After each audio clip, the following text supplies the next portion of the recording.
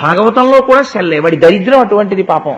ఎందుకంటే వాడికి ఈశ్వరుడి గురించి వినడానికి కూడా అది వాడిని అలౌ చేయదు. అది మోగుతుంది, వాడు వినాలి. కాబట్టి ఏమవుతుంది అంటే, ఒకడు ఉండి తినలేడు, ఇంకొకడు లేక తినలేడు. ఇద్దరు అనుభవించేది మాత్రం దరిద్రమే. వాడికి తినడానికి కావలసినవి ఇంట్లో 36 పదార్థాలు ఉంటాయి, తినడానికి వాడికి టైం ఉండదు.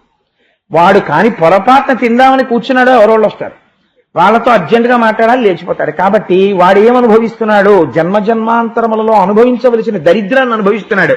మరి ఇంట్లో ఐశ్వర్యం ఎందుకు ఉంటుంది అంటే, ఈశ్వరానుగ్రహం చేత ఐశ్వర్యం ఉంటుంది. కానీ వాడు మాత్రం కొంత దరిద్రం అనుభవించాలని ఈశ్వరుడి చేత వ్రాయబడి ఉన్నాడు. అందుకని దాన్ని మాత్రం అనుభవిస్తూ ఉంటాడు, తప్పదు. కానీ అనుగ్రహం ఉంది కాబట్టి అలా పోతూ ఉంటుంది, కానీ అనుభవిస్తున్నది దరిద్రమే. శ్రీకృష్ణ పరమాత్మ తన అంతఃపురంలో బలరాముడితో కలిసి కూర్చుని ఉండగా సత్రాజిత్తు ఆ ద్వారకా నగరానికి విజయం చేశాడు. ఆయనని చూసి ఆ ద్వారకా నగరంలో ఉండేటటువంటి గోపాలురందరూ కూడా భ్రమపడ్డారు, సూర్యనారాయణుడే నడిచి వస్తున్నాడు అని. ఎందుచేత అంటే, ఎందరో మహర్షులు, తపశ్శాలులు, తేజోమూర్తులు, దేవతలు కృష్ణుడి యొక్క దర్శనానికి వస్తూ ఉండడం అక్కడ రివాజు. కాబట్టి సూర్యనారాయణుడే నడిచి వస్తున్నాడు అని వాళ్ళు అనుకున్నారు. అనుకుని పరుగు పరుగున వెళ్ళి కృష్ణ భగవానుడికి చెప్పారు, అయా ఇవాళ సూర్యుడే దిగి వచ్చాడు, భూమి మీద నడిచి వస్తున్నాడు. ఆయన్ని చూడ్డానికి మా 2 కన్నులతో సరిపోవడం లేదు, అంతటి తేజోమూర్తి అయి ప్రకాశిస్తున్నాడు. ఆతపీ మండలీ మృత్యు పింగళ సర్వతాపన అని మహానుభావుడికి పేరు కదా ఆయనకి. అందుకని ఆ సూర్యనారాయణుడు వస్తున్నాడు అన్నారు. అంటే ఒక చిరునవ్వు నవ్వి కృష్ణ పరమాత్మ అన్నారు, వస్తున్నవాడు సూర్యనారాయణుడు కాదురా, నిజంగా సూర్యనారాయణుడే కిందకి దిగి వస్తే ఈ భూమండలం ఉంటుందా? సూర్యనారాయణుడంతటి ప్రత్యక్ష దైవం ఎక్కడా ఉండడండి. నిజంగా ఆయన మహాత్ముడు. నిజంగా మీరు అడిగినా అడగకపోయినా మాంసనేత్రముతో చూడడానికి వీలైనటువంటి ఈశ్వర స్వరూపం, నిజంగా భగవంతుని యొక్క తేజస్సు చూడాలి అంటే ఆ సూర్యనారాయణమూర్తి యందు చూడడంలో ఎంత ఆనందం ఉంటుందో. తెల్లవారుగాను నిజంగా సూర్యోదయం అయ్యే సమయంలో వచ్చేటటువంటి ఎర్రటి కాంతులు, ఆ అసౌ యోవ సర్పతి నీలగ్రీవో విలోహిత ఉపైనం గోపా అదృశన్ను దృశన్ను దహార్య అంటుంది రుద్రాధ్యాయం. ఏమీ తెలియనటువంటి అజ్ఞానులైనటువంటి గోపబాలురు నీటి కడవలు పట్టుకుని వెళ్ళేటటువంటి గోపకాంతలో కూడా పరబ్రహ్మమును దర్శిస్తున్నారు అంటుంది. ఆయన అంతటి వాడై ఉదయకాలమునందు లోకమునంతటినీ కూడా చైతన్యమును ప్రోధి చేసి మేల్కొల్పేటటువంటి స్వరూపమై కృతఘ్న, ఎవరైతే కృతఘ్నుడై ఉంటాడో, కృతఘ్నఘ్నాయ దేవాయ జ్యోతిషాం పతయే నమః అంటారు ఆదిత్య హృదయంలో. ఆ సూర్యోదయం అయ్యేటప్పటికి లేవడం అనేటటువంటిది ప్రధాన బాధ్యతగా చెప్తారు. అందుకని అటువంటి సూర్యనారాయణమూర్తిని దేని చేత గుర్తిస్తాం అంటే భాష, ఆయన యొక్క ప్రకాశము చేత. అంతటి ప్రకాశమును చూసి మీరు పొరపాటు పడ్డారు. సత్రాజిత్ అనేటటువంటి రాజు సూర్యనారాయణమూర్తిని చేసినటువంటి ఆరాధనకి ప్రసన్నుడైనటువంటి పరమాత్మ ఆయనకి శమంతకమణి అనబడేటటువంటి మణిని బహూకరించాడు. ఆ శమంతకమణిని ధరించి సత్రాజిత్తు నడిచి వస్తుంటే సూర్యనారాయణుడే అని భ్రమపడ్డారు. అంటే మీరు ఆ మణి ఎంతటి దివ్య తేజస్సుతో ఉంటుందో ఆలోచించండి. ఆ మణికి ఒక ప్రత్యేకత ఉన్నది. సాధారణంగా మణులు అంటే ఏదో అలంకారప్రాయమై మెడలో వేసుకోవడానికి పనికొస్తాయేమో. కొన్ని మణులు విషం విరగడానికి కూడా పనికొస్తాయి. కొన్ని మణులు చంద్రుని యొక్క కిరణములు పడితే మరింత ప్రకాశిస్తాయి, చంద్రకాంత శిలల వంటివి, అలాగే సూర్యకాంత శిలలు. కానీ ఆశ్చర్యకరమైన విషయం ఏమిటంటే, ఈ శమంతకమణికి ఒక విచిత్రమైన లక్షణం ఉంది. ఏమా లక్షణం అంటే, ఎక్కడ శమంతకమణి ఉంటుందో అక్కడ దుర్భిక్షము రాదు, అక్కడ రోగములు రావు, అక్కడ ఉన్నటువంటి వాళ్ళకి ఏ విధమైనటువంటి మానసికమైనటువంటి పీడలు పొందకుండా ఉండగలరు దుర్భిక్షాది కారణముల చేత. అందుకని రోగములు రావు. ఇన్ని లక్షణములతో పాటుగా శమంతకమణికి ఒక శక్తి ఉంది. అది ప్రతిరోజు తెల్లవారేటప్పటికీ 8 బారువుల బంగారాన్ని పెడుతుంది. కాబట్టి ఎవరింట్లోనైనా శమంతకమణి 10 రోజులు ఉందనుకోండి, వాళ్ళ ఇంట్లో 80 బారువుల బంగారం వస్తుంది. సూర్యనారాయణమూర్తి అటువంటి మణిని సత్రాజిత్తుకు బహూకరించాడు. ఇప్పుడు ఆయన అటువంటి మణి ఆయన దగ్గర ఉంది అంటే లోకానికి అంతటికి చాలా ఆశ్చర్యకరమైన విషయం కదా. అది పెట్టుకుని ఎక్కడికి వస్తున్నాడు, ఇది మీరు శమంతకోపాఖ్యానంలో గమనించవలసినటువంటి విషయం. ఇటువంటి మణులకన్నింటికీ కూడా మణి అయిన వాడెవడున్నాడో వారి దగ్గరికి వస్తున్నాడు. వస్తున్నవాడు ఏ బుద్ధితో వస్తున్నాడు, ఇది చాలా ప్రధానం. మణిని ధరించాడు, ధరించి కృష్ణ దర్శనానికి వస్తున్నాడు. ఈ వార్త ముందే కృష్ణుడికి చేరింది. వస్తున్నవాడు సత్రాజిత్తు అని తెలుసుకున్నాడు. ఈ శమంతకమణితో వచ్చాడు. వచ్చి కృష్ణ దర్శనం చేశాడు. చేస్తే భగవానుడు చెప్పేటటువంటి మాట మీద విశ్వాసం ఉండాలి. విశ్వాసము అత్యంత ప్రధానం. అందుకే మనకి ఏం చెప్తారంటే, ఏది ప్రమాణము, నేను సనాతన ధర్మమునందున్నాను అనడానికి ఏది ప్రమాణము అంటే, వేదమును నమ్మినవాడెవరో వాడు మాత్రమే సనాతన ధర్మమును నమ్మినవాడు. అందుకే మనకి వేదం విషయంలో ఒక మినహాయింపు ఉంది. వేదం నీకొచ్చా రాదా ఇబ్బంది లేదు. ఏమంటే నాకు వేదం రాదు, అసలు నాకు వేదంలో ఒక మంత్రం తెలియదు, స్వరంతో పలకలేను, మరి అయితే నేను ఇంకా అయోగ్యుడనేనా, నేను సనాతన ధర్మంలో లేనట్టే. పెద్దలు అన్నారు, నువ్వేం బెంగపెట్టుకోకు. సనాతన ధర్మమునకున్న గొప్పతనం ఏమి అంటే, నీవు వేదము చదువుకోక్కర్లేదు, కానీ వేదమును చదువుకుని సుస్వరంతో పలకగలిగినటువంటి వేద పండితుడు కనపడ్డప్పుడు నువ్వు సాష్టాంగం చేసి నమస్కరించు. ఆ వేదము యొక్క ప్రమాణమును అంగీకరించాలి. అందుకే ధ్వజస్తంభానికి నమస్కరిస్తే కానీ దేవాలయంలోకి వెళ్ళకూడదు. ధ్వజస్తంభమే వేద ప్రమాణము. వేద ప్రమాణమును ఈశ్వరా నేను అంగీకరించాను, అది అంగీకరిస్తే మీరు లోపలికెడతారు. ఏ స్వామి ముందు ధ్వజస్తంభం ఉంటుందో ఆయనకి మాత్రమే ఉత్సవం చెయ్యాలి. అన్య దేవతలకి ఉత్సవం చెయ్యడానికి వీల్లేదు ఆలయంలో. ఎందుకో తెలుసా అండి, ధ్వజస్తంభం లేకుండా దేవతలకి ఆలయం ఉంటే ప్రధానమూర్తి పేరు మీద ఏ ఉత్సవం జరుగుతోందో అదే ఉత్సవం అంతే తప్ప మిగిలినటువంటి పరివార దేవతల యొక్క ఉత్సవాలు చెయ్యడానికి వీల్లేదు. మీరు కావాలంటే చూడండి, వెంకటాచలంలో ఆదివరాహమూర్తి దేవాలయానికి ధ్వజస్తంభం ఉండదు. అందుకే ఆదివరాహమూర్తికి ప్రత్యేకమైనటువంటి ఉత్సవాలు ఉండవు. అలాగే వెంకటాచలంలో స్వామివారి ఆనంద నిలయం పక్కనే నరసింహస్వామికి గుడి ఉంది, యోగ నరసింహస్వామి ఆయన. అసలు ఆ మూర్తి ఎవరు చేశారో కూడా ఎవరికీ తెలియదు. ఎప్పుడో అనంతాళ్వారుల టైంలో ఒకసారి దొరికింది ఆ మూర్తి. ఇలా కూర్చుని ఉంటారు ఆయన. ఆ కూర్చున్నటువంటి యోగ నరసింహమూర్తి యొక్క మూర్తిని తీసుకొచ్చి ప్రతిష్ఠ చేశారు, కానీ ధ్వజస్తంభం లేదు. అందుకే ప్రత్యేకంగా యోగ నరసింహస్వామికి ఉత్సవాలు ఉండవు. ఏ ఉత్సవం చేసినా ఆ ప్రధానమూర్తి అయినటువంటి ఏడుకొండల వారి ఉత్సవం కిందే పరిగణన చేస్తారు. ఇప్పుడు రేపు మనం ఇక్కడ ఒక అభిషేకం చేశాం అనుకోండి, దాన్ని ఏం చెప్తామంటే, ఎంతటి మహాసంకల్పం చెప్పినా చివరికి తీసుకొచ్చి ఈ అయ్యప్ప స్వామి దేవాలయ ప్రాంగణమునందు అయ్యప్ప కన్నా అభిన్నుడైన కృష్ణుడికి అభిషేకం జరుగుతోంది అని మనస్సులో సంకల్పం చేస్తాం. అప్పుడు ఏమవుతుంది అంటే ఆయనకే జరిగినట్టు. ఇదొక చిత్రమైనటువంటి విషయం. కాబట్టి ఇప్పుడు వచ్చినటువంటి సత్రాజిత్తు అటువంటి శమంతకమణిని ధరించి వచ్చాడు. భగవంతుని మాట మీద విశ్వాసమే మనకి ప్రమాణము. అందుకే సనాతన ధర్మమునకి ఏది ప్రమాణము? వేదమే ప్రమాణము. వేదం ఎవరు చెప్పారు? వేదం ఎవ్వరూ రాయలేదు. వేదము అపౌరుషేయము. ఈశ్వరుడు మాట్లాడాడు. ఎవరితో మాట్లాడాడు?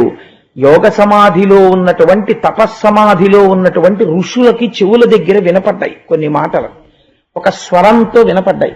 ఆ వినబడిన మాటలు ఏవి ఉన్నాయో వాళ్ళు దాన్ని మళ్ళీ అదే స్వరంతో తమ శిష్యులకి చెప్పారు. ఆ శిష్యులు మళ్ళీ స్వరంతో తమ శిష్యులకి చెప్పారు. పరంపరాగతంగా పుస్తకంలో వ్రాసి చదువుకోమని చెప్పకుండా గురువు శిష్యుడు కూర్చుని సహనావవతు సహనాభునక్తు సహ వీర్యం కరవావహై తేజస్వినావధీతమస్తు మా విద్విషావహై అని, నేను చెప్పేది వీడు అర్థము చేసుకునే శక్తి కలుగుగాక, నేను వీడు ఒకటి అగుగాక, నా శక్తి వీడిలో ప్రవేశించుగాక. అందుకే మంత్రోపదేశం చేస్తే అంతక్రతూ చేస్తాడు గురువు. చేసి తన కాలి బొటనవేలికి తాడు కట్టుకుని శిష్యుడు కడతాడు. కట్టి ఏకోన్ముఖం చేస్తాడు. ఇద్దరి మధ్య ఒకే రకమైన అభిప్రాయం ఏర్పడ్డాక, నేను దీని యందు విశ్వాసముతో ఉంటాను అన్ని ప్రమాణములు చేశాక అప్పుడు గురువు ఉపదేశం చేస్తాడు మంత్రాన్ని. మననాత్ త్రాయతే ఇది మంత్ర. ఆ మంత్రాన్ని మననం చేసినంత మాత్రం చేతది గట్టెక్కించేస్తుంది బీజాక్షరములతో కూడి. కాబట్టి ఈశ్వర వాక్కు మనకి ప్రమాణము. ఈశ్వరుడు ఒక మాట చెప్పాడు అనుకోండి, దాన్ని మనం ప్రమాణముగా స్వీకరిస్తాం. ఇంకా మన బుద్ధి మనం పెట్టక్కర్లేదు. ఇంటికి పెద్దవాడు తండ్రి చెప్తాడు, రే అలా చెయ్యకు అంటాడు. ఎందుకు చేయకూడదు అని కొడుకు అడిగాడు అనుకోండి, లాగి లెంపకే కొడతాడు. అదేంటండి అలా అడిగినందుకే కొట్టేస్తారంతే. నీకు చెప్పక్కర్లేదు అన్నీ, తండ్రి గారు చెప్పాడు చేయడమే అంతే. నీకు తెలుస్తుంది తర్వాత అలా ఎందుకు చెప్పారో. నీకు ప్రతి విషయం చెప్పిన హృదయం ఇందుకు చెప్పబడినది అని ఏం చెప్పక్కర్లేదు. అందుకే వేదం చెప్తే రాజశాసనంలా చెప్తుంది. రాజశాసనంలా చెప్పినటువంటి వేదం అప్పటికి కొంచెం బాధగా ఉంటుంది. ఏమిటో ఇలా చెప్పింది, ఇది కుదురుతుందా, అలా ఎందుకు చెప్పాలి అని. అప్పుడు వంటింట్లోకి తీసుకెళ్ళి, నీ మొహం ఎక్సా, నీకేం తెలుసురా, నాన్నగారు చెప్పారంటే ఆయన అనుభవంతో చెప్పారు, ఆయన మాట విని ఎంతమంది బాగుపడ్డారో, ఆయన ఏం ఉత్తినే చెప్పరు, ఆయన చెప్పినట్టు చెయ్యి అని మళ్ళీ మిత్రవాక్యంలా అమ్మ చెప్తుంది లోపలికి తీసుకెళ్ళి. అది పురాణం. పురాణం మిత్రవాక్యం పలికినట్టు పలుకుతుంది. ఇంకా నీ చేయడమా వద్దా, ఇన్నేళ్ళు వచ్చినా ఇంకా మా నాన్నగారు నాకు చెప్పడం ఏమిటి అనుకుంటుంటే భార్య గదిలోకి తీసుకెళ్ళి, అబ్బబ్బా ఊరుకుందరూ చిన్నప్పటి నుంచి పెంచి పెద్ద చేసి మీకోసం అహర్నిశలు తాపత్రయ పడిపోతారే, పిచ్చైన మామయ్య గారు ఒక్క మాట అంటే అంత పొడి చేసుకుంటారేమిటి, ఇప్పుడేమిటి మీకు షష్ఠి పూర్తి అయిపోయినా కూడా మామయ్య గారు అలాగే చెప్పాలి. అలా చెప్పించుకుని తండ్రి ఉండడం ఎంత అదృష్టం అండి. మీరు వినాలి చక్కగాను, అది మీ భాగ్యం అనుకోవాలి. అంతేకాని మామయ్య గారు దెబ్బలాడారని బాధపడతారేమిటండి, ఎంత అదృష్టవంతులండి మీరు ఉంటుంది. ప్రియురాలు పలికినట్టు మాట్లాడుతుంది కావ్యం. ఇవన్నీ ఏవి మాట్లాడతాయి, తండ్రి మాటనే మాట్లాడతాయి. ఆ వేదాన్నే పురాణం మాట్లాడుతుంది, ఆ పురాణాన్నే కావ్యం మాట్లాడుతుంది. కాబట్టే పురాణవాక్యం వేదవాక్యానికి విరుద్ధంగా ఉండదు, కావ్యవాక్యం వేదవాక్యానికి విరుద్ధంగా ఉండదు. ఇవన్నీ ఎందులోకి ప్రవేశిస్తాయి, మళ్ళీ వెళ్ళి వేదంలోకి వెళ్ళిపోతాయి. కాబట్టి ఇప్పుడు వేదమును గురించే అక్కడ ఉన్న మాట, ఈశ్వరుడు మాట్లాడుతున్నాడు ఇప్పుడు ఒక మాట. ఇప్పుడు ఈశ్వరుడు ఏది మాట్లాడుతున్నాడో అది వేదం. ఆ మాట విన్నాడో ఉద్ధరింపబడతాడు, ఆయన మాట వినలేదో దెబ్బతింటాడు. ఇప్పుడు వచ్చాడు సత్రాజిత్తు లోపలికి, కృష్ణ పరమాత్మ నోరు విప్పి మాట్లాడుతున్నారు. ఆయనకి లేక కాదు, ఆయన చేత కాక కాదు, కేవలం తన మాయాశక్తి చేత ఎక్కడో ఆ మధురలో ఉండేటటువంటి కొన్ని లక్షల మంది ప్రజల్ని సముద్రంలో ద్వారకానగర నిర్మాణం చేసి జరాసంధుడికి దొరకకుండా, ఒక్క ఆవు కూడా మరణించకుండా తీసుకొచ్చి ద్వారకానగరానికి చేర్చినటువంటి మహాపురుషుడికి సత్రాజిత్తు దగ్గర మణి అడిగితే తప్ప ఐశ్వర్యం ఉండదండి. ఆయన మాధవుడు, లక్ష్మీపతి, అనగా ఆదిలక్ష్మి అయిన రుక్మిణితోడా. ఆ లక్ష్మీదేవి ఆయన కోసం నడిచి వచ్చింది రుక్మిణిగా. ఆయన లక్ష్మీ భర్త. ఆయనకున్న ఐశ్వర్యంలో సత్రాజిత్తుకున్న ఐశ్వర్యం ఏ పాటి. కానీ ఈశ్వర వాక్యమునందు ఇంత దొరికేటప్పటికీ ఎలా ఉంటుందో చూడండి మనిషి ప్రవర్తన. అందుకే చెబితే మహానుభావుడు ఉపమానం చెప్పాలంటే రామకృష్ణ పరమహంసే చెప్పాలి. నేను తరచు చెప్తుంటాను ఈ విషయాన్ని. ఎవరో వెళ్ళిపోతుంటే జేబుకి కన్నం ఉన్నవాడు ఒకడు వెళ్ళిపోతున్నాడు. ఆ జేబుకున్నటువంటి కన్నంలోంచి ఓ రూపాయి కాసు కింద పడి దొల్లి అది ఓ కప్పు ఉన్న కన్నం దగ్గర పడింది. ఆ కప్పు ఆ కన్నంలోకి ఆ రూపాయి తీసుకుని అటు ఇటు చూసింది. అంతే, దానికి అహంకారం వచ్చేసింది. అటుగా రాజుగారు పట్టపట ఏనుగు మీద ఎక్కి వస్తున్నారు. ఈ చేత్తో రూపాయి ఎట్టుకుంది, రూపాయింది నా దగ్గర అని ఈ కాలు ఎత్తింది. బుద్ధి లేదు, నేనుంటే నా మీదగా నడిచొస్తాను, అబ్బో పక్కకంది. ఏనుగు వింటుందా, తొక్కేసింది. కప్ప చేతిలో రూపాయి పెడితే ఏనుగు మీద కాలెత్తిందన్నారు రామకృష్ణ పరమహంస. యుక్తాయుక్త విచక్షణ మరిచిపోతాడు మనిషి. ఎందుకు చెప్పాడు అన్న ఆలోచన ఉండదు. ఇంకా కన్ను కప్పేస్తుంది. ఎవరో ఉంటారు మహాత్ములు, ఐశ్వర్యవంతులై కూడా వినయంతో ఉండగలిగిన వారు కొద్దిమందే ఉంటారు. వాళ్ళకి ఈశ్వరానుగ్రహం సర్వకాలముల యందు ఉంటుంది. కాబట్టి ఆయన్ని చూసి అన్నాడు, ఈ మణి నువ్వు ఉగ్రసేనుడికి ఇచ్చేస్తే బాగుంటుందయ్యా అంటే, మహారాజు ఆ గోపబాలురందరికీ కూడా ఆయన రాజు. మహారాజు వారికి ఇస్తే కొన్ని ప్రయోజనాలు ఉంటాయి. ఒకటి, రాజ్యమునందు ఏ విధమైనటువంటి అరిష్టము ప్రబలదు. ఇది ప్రజలందరికీ ఉపయోగపడుతుంది. నీ ఒక్కడి దగ్గర ఉండడం వల్ల నీకు కొంత ఇబ్బంది కలిగిస్తుందేమో అన్న భావనతో ఈ శమంతకమణిని ప్రభువుకి బహూకరించు అని కృష్ణ పరమాత్మ అన్నారు. అనగానే ఆ వచ్చినటువంటి సత్రాజిత్తు మనస్సులో ఒక ఆలోచన బయలుదేరింది. అమ్మని యాదవ విభునకు ఇమ్మని హరి అడుగా అతడీక ధనీచ్చం పొమ్మని పలికెను చక్రికి ఇమ్మని ఈకున్న మీద నేమౌనంచున్. ఏం ఆశ్చర్యమో చూడండి, చిన్న పద్యంలో అవతలవాడిలో ఉన్న భావాలన్నీ పెట్టేశారు పోతన గారు. అమ్మని యాదవ విభునకు ఇమ్మని హరియడుగా. ఆ మణి యాదవ విభుడికి రాజుకి ఇవ్వవయా అని కృష్ణుడు అడిగితే ఆతడీక ధనీచ్ఛన్ పొమ్మని పలికెను. ధనీచ్ఛ చేత, ఏ కారణము చేత ఇయ్యలేదు. ఇది చాలా ప్రధానమైన మాట. మణిని ఇవ్వకపోవడానికి కారణమేమి? ఆ మణి అందంగా ఉంది నేను వేసుకుందామని కాదు. రోజు పెట్టేటటువంటి 8 బారుల బంగారం పోతుంది మణిచ్చేస్తే. అందుకని ఆతడీక ధనీచ్ఛన్ పొమ్మని పలికెను. నేను ఇవ్వనయా, చక్రికి ఇమ్మని ఈకున్న మీద నేమౌనంచున్. కృష్ణుడికి మణి ఇవ్వకపోతే ఏమవుతుంది? ఏం చేస్తాడేంటి? అన్న ఏం చేయగలడు? మన ఏమీ చేయలేడు. ఇది ఆయనకి లోపల వచ్చినటువంటి ఆలోచన. అందుకని నేను ఇవ్వని మణిని అన్నాడు.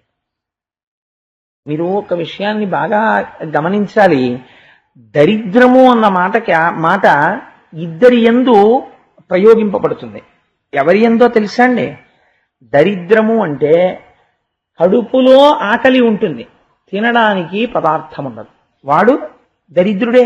ఎందుకంటే తినడానికి జీర్ణశక్తి ఉంది, కానీ తిందామంటే ఏమీ ఉండదు. ఇంకొకడు ఉన్నాడు, ఇంట్లో అన్నీ ఉన్నాయి, కప్పు కాఫీ 10 నిమిషాలు ప్రశాంతంగా కూర్చొని తాగలేడు. ఎందుకు తాగలేడంటే ఎప్పుడు ఏదో ఒకటి ఇబ్బంది వాడికి, ఏదో ఒక రూపంలో. సెల్లన్నా మోగుతుంది, లేకపోతే వ్యాపారం, అస్తమానం పరిగెడుతుండాలి, అక్కడికి వెడుతుండాలి, ఇక్కడికి వెళుతుండాలి, గుళ్ళోకొచ్చి కూడా సెల్లే, భాగవతంలో కూడా సెల్లే. వాడి దరిద్రం అటువంటిది పాపం. ఎందుకంటే వాడికి ఈశ్వరుడి గురించి వినడానికి కూడా అది వాడిని అలౌ చేయదు. అది మోగుతుంది, వాడు వినాలి. కాబట్టి ఏమవుతుంది అంటే ఒకడు ఉండి తినలేడు, ఇంకొకడు లేక తినలేడు. ఇద్దరు అనుభవించేది మాత్రం దరిద్రమే. వాడికి తినడానికి కావలసినవి ఇంట్లో 36 పదార్థాలు ఉంటాయి, తినడానికి వాడికి టైం ఉండదు. వాడు కాని పొరపాటున తిందామని కూర్చున్నాడో ఎవరోళ్ళు వస్తారు, వాళ్ళతో అర్జెంటుగా మాట్లాడాలి, లేచిపోతాడు. కాబట్టి వాడు ఏమనుభవిస్తున్నాడు? జన్మజన్మాంతరములలో అనుభవించవలసిన దరిద్రాన్ని అనుభవిస్తున్నాడు. మరి ఇంట్లో ఐశ్వర్యం ఎందుకుంటోంది అంటే ఈశ్వరానుగ్రహం చేత ఐశ్వర్యం ఉంటుంది. కానీ వాడు మాత్రం కొంత దరిద్రం అనుభవించాలని ఈశ్వరుడి చేత వ్రాయబడి ఉన్నాడు. అందుకని దాన్ని మాత్రం అనుభవిస్తూ ఉంటాడు, తప్పదు. కానీ అనుగ్రహం ఉంది కాబట్టి అలా పోతూ ఉంటుంది, కానీ అనుభవిస్తున్నది దరిద్రమే. ఆ కోణంలో ఆలోచించినప్పుడు 2, ఐశ్వర్యం అనేటటువంటిది అర్థం లేని రీతిలో పెరిగిపోయింది అనుకోండి, చిట్ట చివరికి ఏమైపోతాడో తెలుసా అండి? అల్లావుద్దీన్ ఖిల్జీ అయిపోతాడు. అల్లావుద్దీన్ ఖిల్జీ ఏమయ్యాడు? అన్ని దేవాలయాలు బద్దలగొట్టేసి బంగారం అంతా మణుగులు తీసుకెళ్లి భూగర్భంలో దాచాడు. ఇంకో అరగంటలో పోతావు నువ్వు అన్నాడు. ఆ భూగర్భంలోకి వెళ్ళి బంగారు కాసులన్నీ కౌగిలించుకుని గడియారం వంక చూడను, దొల్లను, ఏడ్వను. 29వ నిమిషం అయిపోయిన తర్వాత నాలుక బయట పెట్టి 2 పళ్ళ మధ్యలో కరిచేసుకుని చచ్చిపోయాడు, రక్తం కారుతూ. ఐశ్వర్యం ఏమైపోతుందో అని. ఏమవుతుంది చివరికి? తను పట్టుకెళ్ళేది అర్ధనా పట్టుకెళ్ళదు. ఆఖరికి ఎంత సంపాదించినా ఒక సైనుగుడ్డ తీసుకొచ్చి పైన కప్పి కట్టెల మీద పెట్టేటప్పుడు తీసి పక్కన పారేస్తే రుద్రభూమిలో చాకలుంటాడు పట్టుకోవడానికి, వాడు తీసుకెళ్ళిపోతాడు. ఎలా అమ్మ కడుపులోంచి వచ్చాడో అలా వెళ్ళిపోతాడు. ఈ మధ్యలో పెద్ద అల్లరి. కానీ ఐశ్వర్యం అధికం అయిపోయింది అనుకోండి, దానిలోంచి వచ్చేటటువంటి ప్రమాదములు కొన్ని చెప్పింది శాస్త్రం. రామాయణంలో రావణాసురుడి విషయంలో ఇవి చర్చకు వస్తాయి. ఏమిటో తెలుసా అండి? మొట్టమొదటిది ఇది అభద్రతాభావము. ఎందువల్ల అంటే భయం. ఏమైపోతుందో, ఇదంతా ఏమైపోతుందో, ఎవడికి తెలిసిపోతుందో, ఏం చేస్తాడో, నన్ను ఏమడుగుతాడో, ఎవడు ఎందుకు వస్తున్నాడో, ఎప్పుడూ భయమే. 1 అభద్రత, 2 నిష్కారణంగా వాడికి విపరీతం అయిపోయింది అనుకోండి ఐశ్వర్యం. అయిపోవడమే కాదు, తెల్లారైనప్పటికీ తెలిసిపోతుంది వాడి అకౌంట్ అందరికీ. వాడు తప్ప అకౌంట్ కూడా చెప్పలేడు. ఊరుకుందరో మీ 6 అయిపోయింది కదా, 8 బారులు పెట్టేసి ఉంటుంది అంటాడు. లేదండి నా దగ్గర ఏమీ అనడానికి కూడా లేదు. ఊరుకోండి 8 బారులు పెట్టేసి ఉంటుంది కదండి శామంతకమని, ఇంత మొక్క ఇవ్వడానికి పెద్ద మీకు ఇది అయిపోయిందిట అంటాడు. కాబట్టి ఏమైపోతుంది? లోక నిందకి గురైపోతాడు. రావణాసురుడు నిందపడ్డానికి అదో కారణం, అధిక ఐశ్వర్యం. ఇన్ని నువ్వు తట్టుకోలేవురా, రోజుకు 8 బారులు పెట్టేస్తాంది, అది నీకు ప్రమాదం తీసుకొస్తుంది. అంత ఐశ్వర్యంలో కొంత భాగం ఈశ్వరార్చన వైపుకి నడవాలి. నడవలేదనుకోండి, ఇది బరువై పావై కూర్చుంటుంది ఇంట్లో. పగయగల్గనేని పామున్న ఇంటిలో ఉన్నయట్లుగాక ఎట్టులుండు అంటాడు మహాభారతంలో నన్నయ్య గారు. పాము టీవీ చూస్తుంటే హాల్లో కనపడింది అనుకోండి, కాసేపటికి పాము బెడ్రూమ్ లో వెళ్ళిపోయింది అనుకోండి, అమ్మాయి గొడవ వదిలిపోయిందండి, ఇంకా మా ఇంట్లో ఇప్పుడు హాల్లో లేదు బెడ్రూమ్ లో పోయింది కదా పాముని, హాల్లో టీవీ చూస్తే మీరు కూర్చుంటారా? పాము ఉంది బెడ్రూమ్ లో. కాబట్టి ఇంట్లో ఏ గదిలో ఉన్నా భయమే పాము ఉన్నప్పుడు. ఐశ్వర్యం ఎక్కువైపోయింది అనుకోండి, ఇల్లంతా అభద్రతే. మెయిన్ గేట్ దగ్గర నుంచి ఎవడొచ్చినా ఆగది వేపే బెంగ, వీడికి తెలిసిపోలేరు కదా.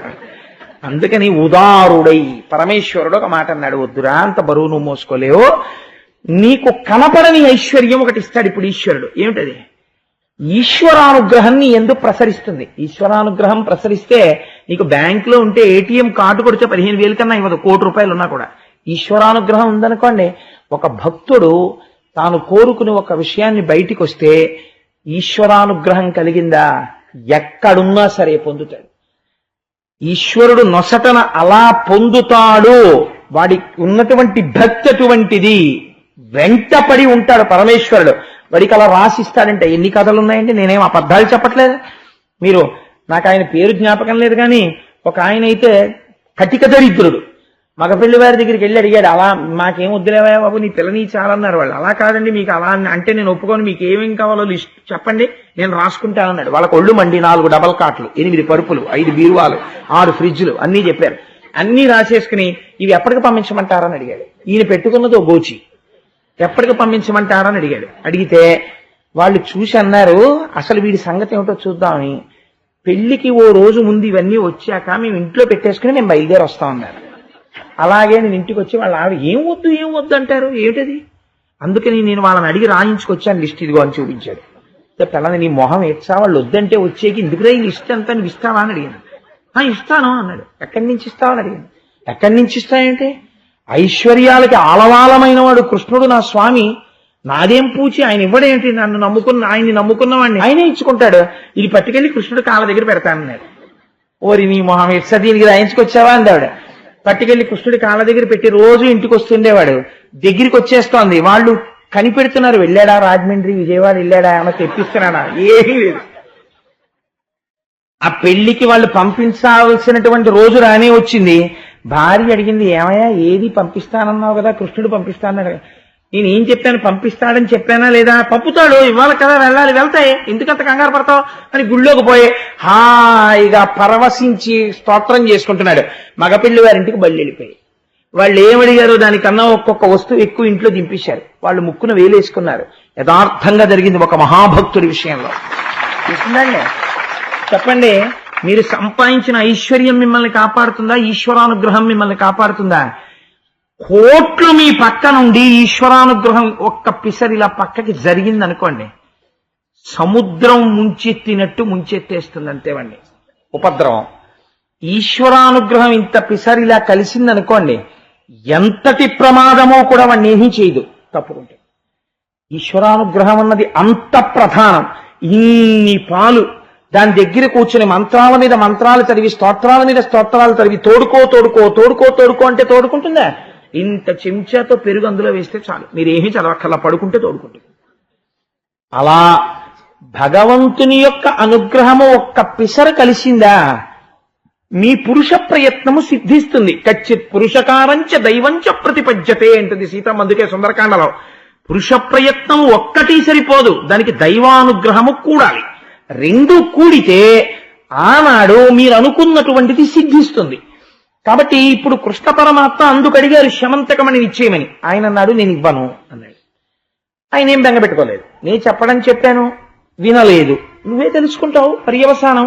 చాలా సంతోషం, మీరు ఎందుకు వచ్చారు? ఏదో మిమ్మల్ని చూద్దామని వచ్చాం, కాబట్టి పెద్ద మణి కూడా వేసుకొస్తే, ఓహో కృష్ణుడు అంతటి వాడు చూసి నాకు మణి ఉంది. ఇప్పుడు ఆయనకి చెప్పుకోవడానికి అవకాశం దొరికింది. ఈ మణి చూసి కృష్ణుడు అంతటి వాడు అడిగాడు నాకు ఇమ్మని. ఎందుకు అడిగాడు మర్చిపోయాడు.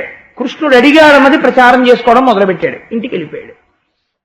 ఇంటికి వెళ్ళిపోయి ఆ శమంతకమణిని బ్రాహ్మణుల చేత పూజా మందిరంలో ప్రవేశపెట్టి రోజు దానికి పూజ చేస్తున్నాడు. అది పెట్టేయడం మొదలుపెట్టింది. రోజు 8 బారుల బంగారం చేస్తున్నాడు. ఆ బంగారపు ఇటకలన్నీ తీసుకొస్తున్నాడు, దాస్తున్నాడు. గదులు కట్టాడు, గొడౌన్లు కట్టాడు. బంగారపు ఇటకలతో నిండిపోతున్నాయి రోజు రోజుకి. ఒక రోజున ఒక చిత్రమైనటువంటి కోరిక పుట్టింది వాళ్ళ తమ్ముడికి. ఆయన పేరు ప్రసేనుడు.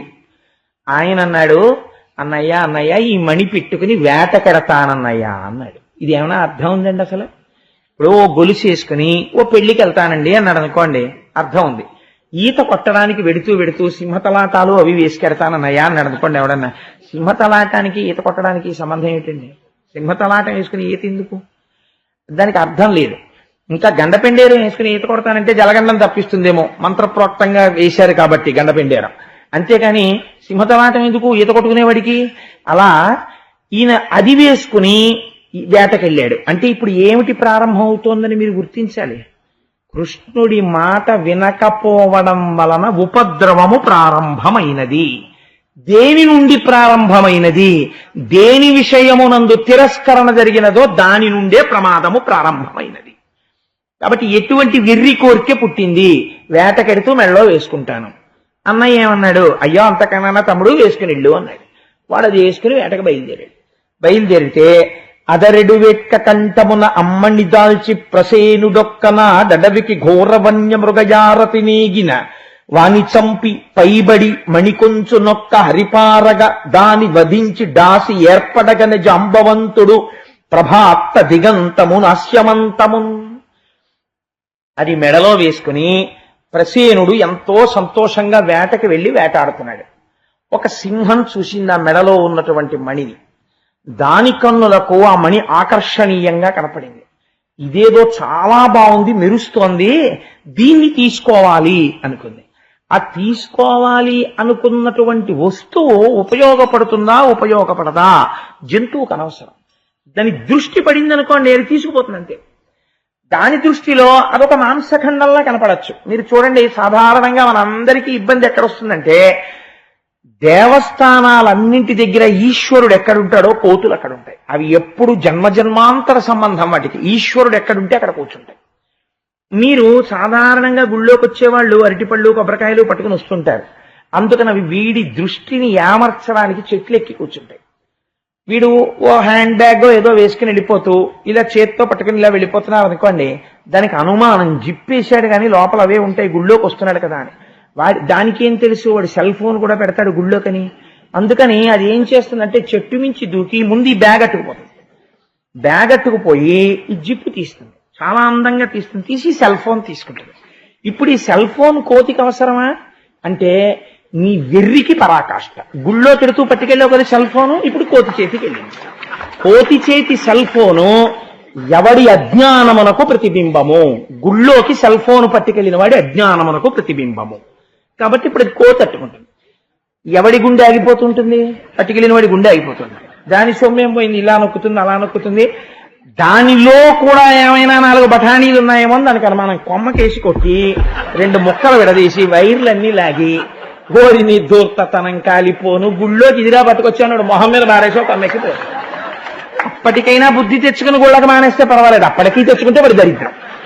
కాబట్టి ఏమైంది అంటే ఏ ప్రాణికి అవతల వారి యందు అది ఉన్నది అనుకుంటాడు. కాబట్టి అది దూకి పట్టుకెళ్ళినట్టే సింహము కూడా అటువంటి భ్రాంతి పొందింది. ఎక్కడి నుంచి వచ్చింది ఇదంతా? ఎక్కడ ఎలా ఉండాలో అలా ఉండకపోవడంలోంచి వస్తుంది. కాబట్టి ఇప్పుడు ఏమైంది? వేటకి మణి వేసుకెడదామన్న ఆలోచన ఎందుకు వచ్చింది? కృష్ణుని మాట వినకపోవడంలోంచి వస్తోంది. ఇది ఎక్కడికి వెళ్ళింది? మణి వేసుకుని వేటకెళ్ళాడు. ఈ మణిని ఎవరు చూశారు? సింహం చూసింది. సింహం ఏం చేసింది? అమాంతం వచ్చి ప్రసేనుడి మీద దూకింది. ఆయన ఎందుకు చచ్చిపోయాడు మీరు బాగా గమనించాలి. వెళ్ళినవాడు దేనికి వెళ్ళాడు? వేటకెళ్ళాడు, ప్రాణిని చంపడానికే వెళ్ళాడు. చంపలేకపోయాడు. ఎందుకు చంపలేకపోయాడు అంటే అవతలవాడి మెడలో ఉన్నటువంటి మణిని గ్రసించడం మీద యువతల ఉన్న ప్రాణి యందు క్రౌర్యం అంత పెరిగిపోయింది. చంపైనా లాగేయాలని మీద పడి చంపేసి ఆ మణిని తీసుకుని నోట కరుచుకుని వెళ్ళిపోతోంది సింహం. వెళ్ళిపోతుంటే అట్నుంచి జాంబవంతుడు వస్తున్నాడు. ఆయన ఇప్పటివాడు కాడు, త్రేతాయుగం నాటైన ఆయన రామచంద్రమూర్తిని సేవించాడు. జాంబవంతుడు అంటే రామాయణంలో అలాంటి క్యారెక్టర్ ఇంకోటి ఉండదు, అంతటి మహానుభావుడు. ఆయన ఎటువంటి వాడో తెలుసా అండి? వామనమూర్తి బ్రహ్మాండములు నిండిపోయి పెరిగిపోతుంటే అటువంటి వామనమూర్తికి ఇంత మంచి అవకాశం ఎక్కడొస్తుందని 21 మార్లు ప్రదక్షిణం చేశాడు. అంటే ఎంత గొప్పవాడో చూడండి. నిజంగా అంతటి శక్తి సంపన్నుడు. సుందరకాండ దగ్గరికి వచ్చేటప్పటికి ఆయన అన్నాడు, అప్పుడు త్రివిక్రమావతారానికి 21 మార్లు ప్రదక్షిణం చేశాను ఆయ్ హనుమా, ఇప్పుడు మోకాళ్ళ నొప్పులు వెళ్ళలేను, 100 యోజనాలు దాటి నువ్వు వెళ్ళగలవాయ్ అన్నాడు. అంతటి వాడు జాంబవంతుడు. ఆ జాంబవంతుడికో వెర్రి కోరిక పుట్టింది. యుద్ధంలో సముద్రానికి సేతువు కట్టి రామచంద్రమూర్తి ఆవలివేపుకి వచ్చి దశకంఠుడి యొక్క 10 తలకాయలు కోసేస్తున్నప్పుడు, రామాయణం మీరు విన్నారు కదా, యుద్ధకాండలో రామరావణ యుద్ధం జరుగుతున్నప్పుడు మిగిలిన వాళ్ళందరూ ప్రేక్షకులు, ఇంకా యుద్ధం చేయలే. అసలు ఇలాంటి యుద్ధం చూడకపోతే ఎలాగని అందరూ అవతల బారేసి ధనస్సులు బాణాలు కూర్చుని చూడడం మొదలెట్టారు. వాల్మీకి మహర్షి ఉపమానం చెప్పడానికి ఆయనే సాటి. ఆయన అన్నారు, సముద్రానికి సముద్రం ఉపమానం, రామరావణ యుద్ధానికి రామరావణ యుద్ధం ఉపమానం, దానికి ఉపమానం లేదన్నారు. అలాంటి అస్త్రశస్త్ర ప్రయోగం జరిగింది. చూశాడు జాంబవంతుడు. ఆయనకు ఒక కోరిక పుట్టింది. అబ్బా, ఏమి మొనగాడరా, ఏమి పరాక్రమం రా మహానుభావుడిది, ఏమి యుద్ధం చేశాడరా, ఒక్కసారి ఇంట్లో యుద్ధం చేయాలనుకున్నాడు. అంతా అయిపోయిన తర్వాత రాముడు వచ్చి, ఏమిటి నీ కోరిక అంటే, ఓసారి మీతో యుద్ధం చేయాలనుందన్నాడు. ఆయన మర్యాదా పురుషోత్తముడు. తనకి ఇంత సాయం చేసినటువంటి స్నేహితుడితో సరదాకి కూడా యుద్ధం చేయడు. రామాయణం నేర్చుకున్నవాడు ఇది తెలుసుకోవాలి. నా సుహృత్, నా స్నేహితుడు అని ఒకసారి అన్నాడు అనుకోండి, జీవితంలో అవతల వాడు దారి తప్పితే దారి దిద్దాలి తప్ప, అవతల వాడిని ఎట్టి పరిస్థితులలోనూ కూడా పొరపాటు సరదాకి కూడా ఇక దెబ్బలాడకూడదు. సరి స్నేహితుడు నువ్వు అంగీకరిస్తే విడిచిపెట్టంతే కొంతకాలం. నీతో దూరంగా ఉండడం వల్ల ఆయన మార్గం మళ్ళీ తెలుసుకుని నిన్ను చేరుతాడు తప్ప, సరదాకి కూడా ఆయనతో దెబ్బలాడను ఇవాళ అని అనరాదు. నువ్వు అంత నిగ్రహంతో ఉండాలి. మర్యాదా పురుషోత్తముడైన రాముడు నేర్పాడే. కాబట్టి జాంబవంతుడు అన్నాడు, నువ్వు అడిగినా ఈ జన్మలో నీకు ఆ కోరిక తీరదు. నేను ఈ అవతారంలో ఉండగా నీకు ఆ కోరిక తీరదు. వచ్చే అవతారంలో నేను శ్రీకృష్ణుడిగా వస్తాను, అప్పుడు నీకు ఇటువంటి కోరిక తీరుతుంది అన్నాడు. ఆ రాముడు కృష్ణుడు అన్నవి 2 పదార్థముల. అంటే నాకు ఇక్కడ ఒక విషయం చెప్పాలనిపిస్తుంది. మనకి కృష్ణకర్ణామృతం అని చెప్పి లీలాశుకుల వారు రచన చేశారు. ఆయన ఒక ఎంత చమత్కారమైనటువంటి శ్లోకాన్ని రచించారంటే, ఆయన అన్నారు, విహాయకో దండ శరౌ ముహూర్తం గృహాన పాణౌ మణిచారు వేణుం మయూరబర్హంచ నిజోత్తమంగే సీతాపతే త్వాం ప్రణమామి పశ్చాత్ అన్నారు.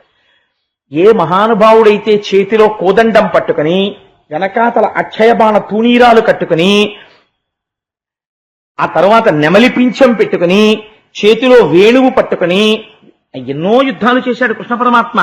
అప్పుడప్పుడు వేణువు పట్టుకుంటూ పట్టు పీతాంబరం కట్టుకుని ఉంటాడో అలాంటి కృష్ణ భగవాను నేను సీతాపతి అయిన రాముడిగా నమస్కరిస్తున్నాను.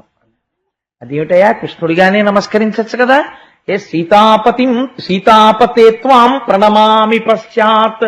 వర్ణన కృష్ణుడిది, నమస్కారం సీతాపతి అయిన రాముడికి. అదేమిటయా, అదేం నమస్కారం అయ్యా నువ్వు అంటే, ఆయన అన్నారు, నవస్తు భేద ప్రతిపత్తిరస్తి మే తథాపి భక్తి తరుణీందు శేఖరే. వస్తువు యొక్క స్వభావము రీత్యా 2 లేవు, ఉన్నదొక్కటే. కానీ ఇవాళ నా మనస్సు మాత్రం రాముడిగా నమస్కరించాలనిపించింది. ఎంత గొప్ప ప్రతిపాదనండి. నేను శివుడిగా పరబ్రహ్మాన్ని ఆరాధించడాన్ని నా ఇంట్లో ఇతపూర్వము జన్మించినటువంటి పెద్దలు అనుసరించినటువంటి మార్గము నందున్నవాడను అని అనుకోండి. ఉదాహరణకి చెప్తాను. కాబట్టి నా ఇంటి సింహాసనమునందు పార్వతీ పరమేశ్వరుడు ఆరాధన స్వీకరిస్తారు ప్రతిరోజు. ఒక ఉదాహరణకు అనుకోండి, మీరు నాకు ఒక శనివారం నాడు వెంకటేశ్వరుడి సుప్రభాతం చేసి వెంకటేశ్వర సుప్రభాతానంతరము విష్ణు సహస్రనామ స్తోత్రంతో స్వామిని అర్చన చెయ్యాలి అని నాకు అనిపించింది. అప్పుడు వెంటనే నేను పూజకు కూర్చుని నా మనస్సు చంపేసుకుని, నేను ఏమో అదేంటి శైవుల్లో పుట్టాను, నేనేమో పార్వతీ పరమేశ్వరులకి మా నాన్నగారు పూజ చేశారు, తాతగారు పూజ చేశారు, నేనేమో ఇవాళ విష్ణు సహస్రనామ స్తోత్రం చదివితే, ఆరి ధూర్తుడా నీకు విష్ణు సహస్రం కావలసి వచ్చిందిరా, నీకు రోజు ఓం నిధనపతయే నమః ఓం నిధనపతాంతికాయ నమః అనేవాడివి, శనివారం వచ్చేటప్పటికి నీకేమో వెంకటేశ్వర స్వామి కావలసి వచ్చాడా, ఉండు నీ పని చెప్తానంటాడేమో పరమేశ్వరుడని చదవలేక విష్ణు సహస్రనామం అయ్యో ఏమనుకుంటాడో అని ఆ శివాష్టోత్తరమే చదువుకుని ఈనోడు తినేస్తున్నాడు నన్ను ఎదురుకుంటాను, చదువుకోనివాడు, ఎక్కడికి వెడదామన్నా ఇంట్లో ఆ శివుడు ఫోటో లేను, ఎక్కడ చదువుదామన్నా ఏమనుకుంటాడో భయమేను అని నువ్వు అంతే ఏం బెంగ పెట్టుకోక్కర్లేదు. నువ్వు సంధ్యావందనం చేసేటప్పుడు మాతృదేవోభవ పితృదేవోభవ ఆచార్య దేవోభవ అని అన్నీ అయిపోయిన తర్వాత ఆఖరణ చిట్ట చివర ఒక మంత్రం చెప్పేస్తారు. అదేంటే ఆ వచ్చినటువంటి గాయత్రిని పంపించేసి, అమ్మా నువ్వు బయలుదేరుతున్నావమ్మా నా నమస్కారములను స్వీకరించి అని ఎవరు కులదేవతయో వారికి నమస్కరిస్తారు. సింహాసనంలో ఉన్న వారికి నమస్కరించి ఒక మాట చెప్తాం, ఈశ్వర ఇవాళ మిమ్మల్ని నేను లక్ష్మీనారాయణులుగా అర్చన చేస్తున్నాను.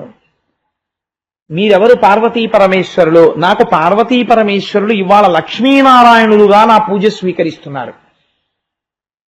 ఏమి తేడా వచ్చిందండి? ప్రమాదం ఏం లేదు. మీరు ఇలా అనగానే తెల్లగా ఉన్నటువంటి శంకరుడు నల్ల మబ్బులా వెంకటేశ్వరుడిలా కనపడతాడు. కొంచెం నలుపుగా ఉండేటటువంటి పార్వతీదేవి ఎర్రగా లక్ష్మీదేవిలా కటాక్షిస్తుంది. వాళ్లే ఇలా కనపడుతున్నారు.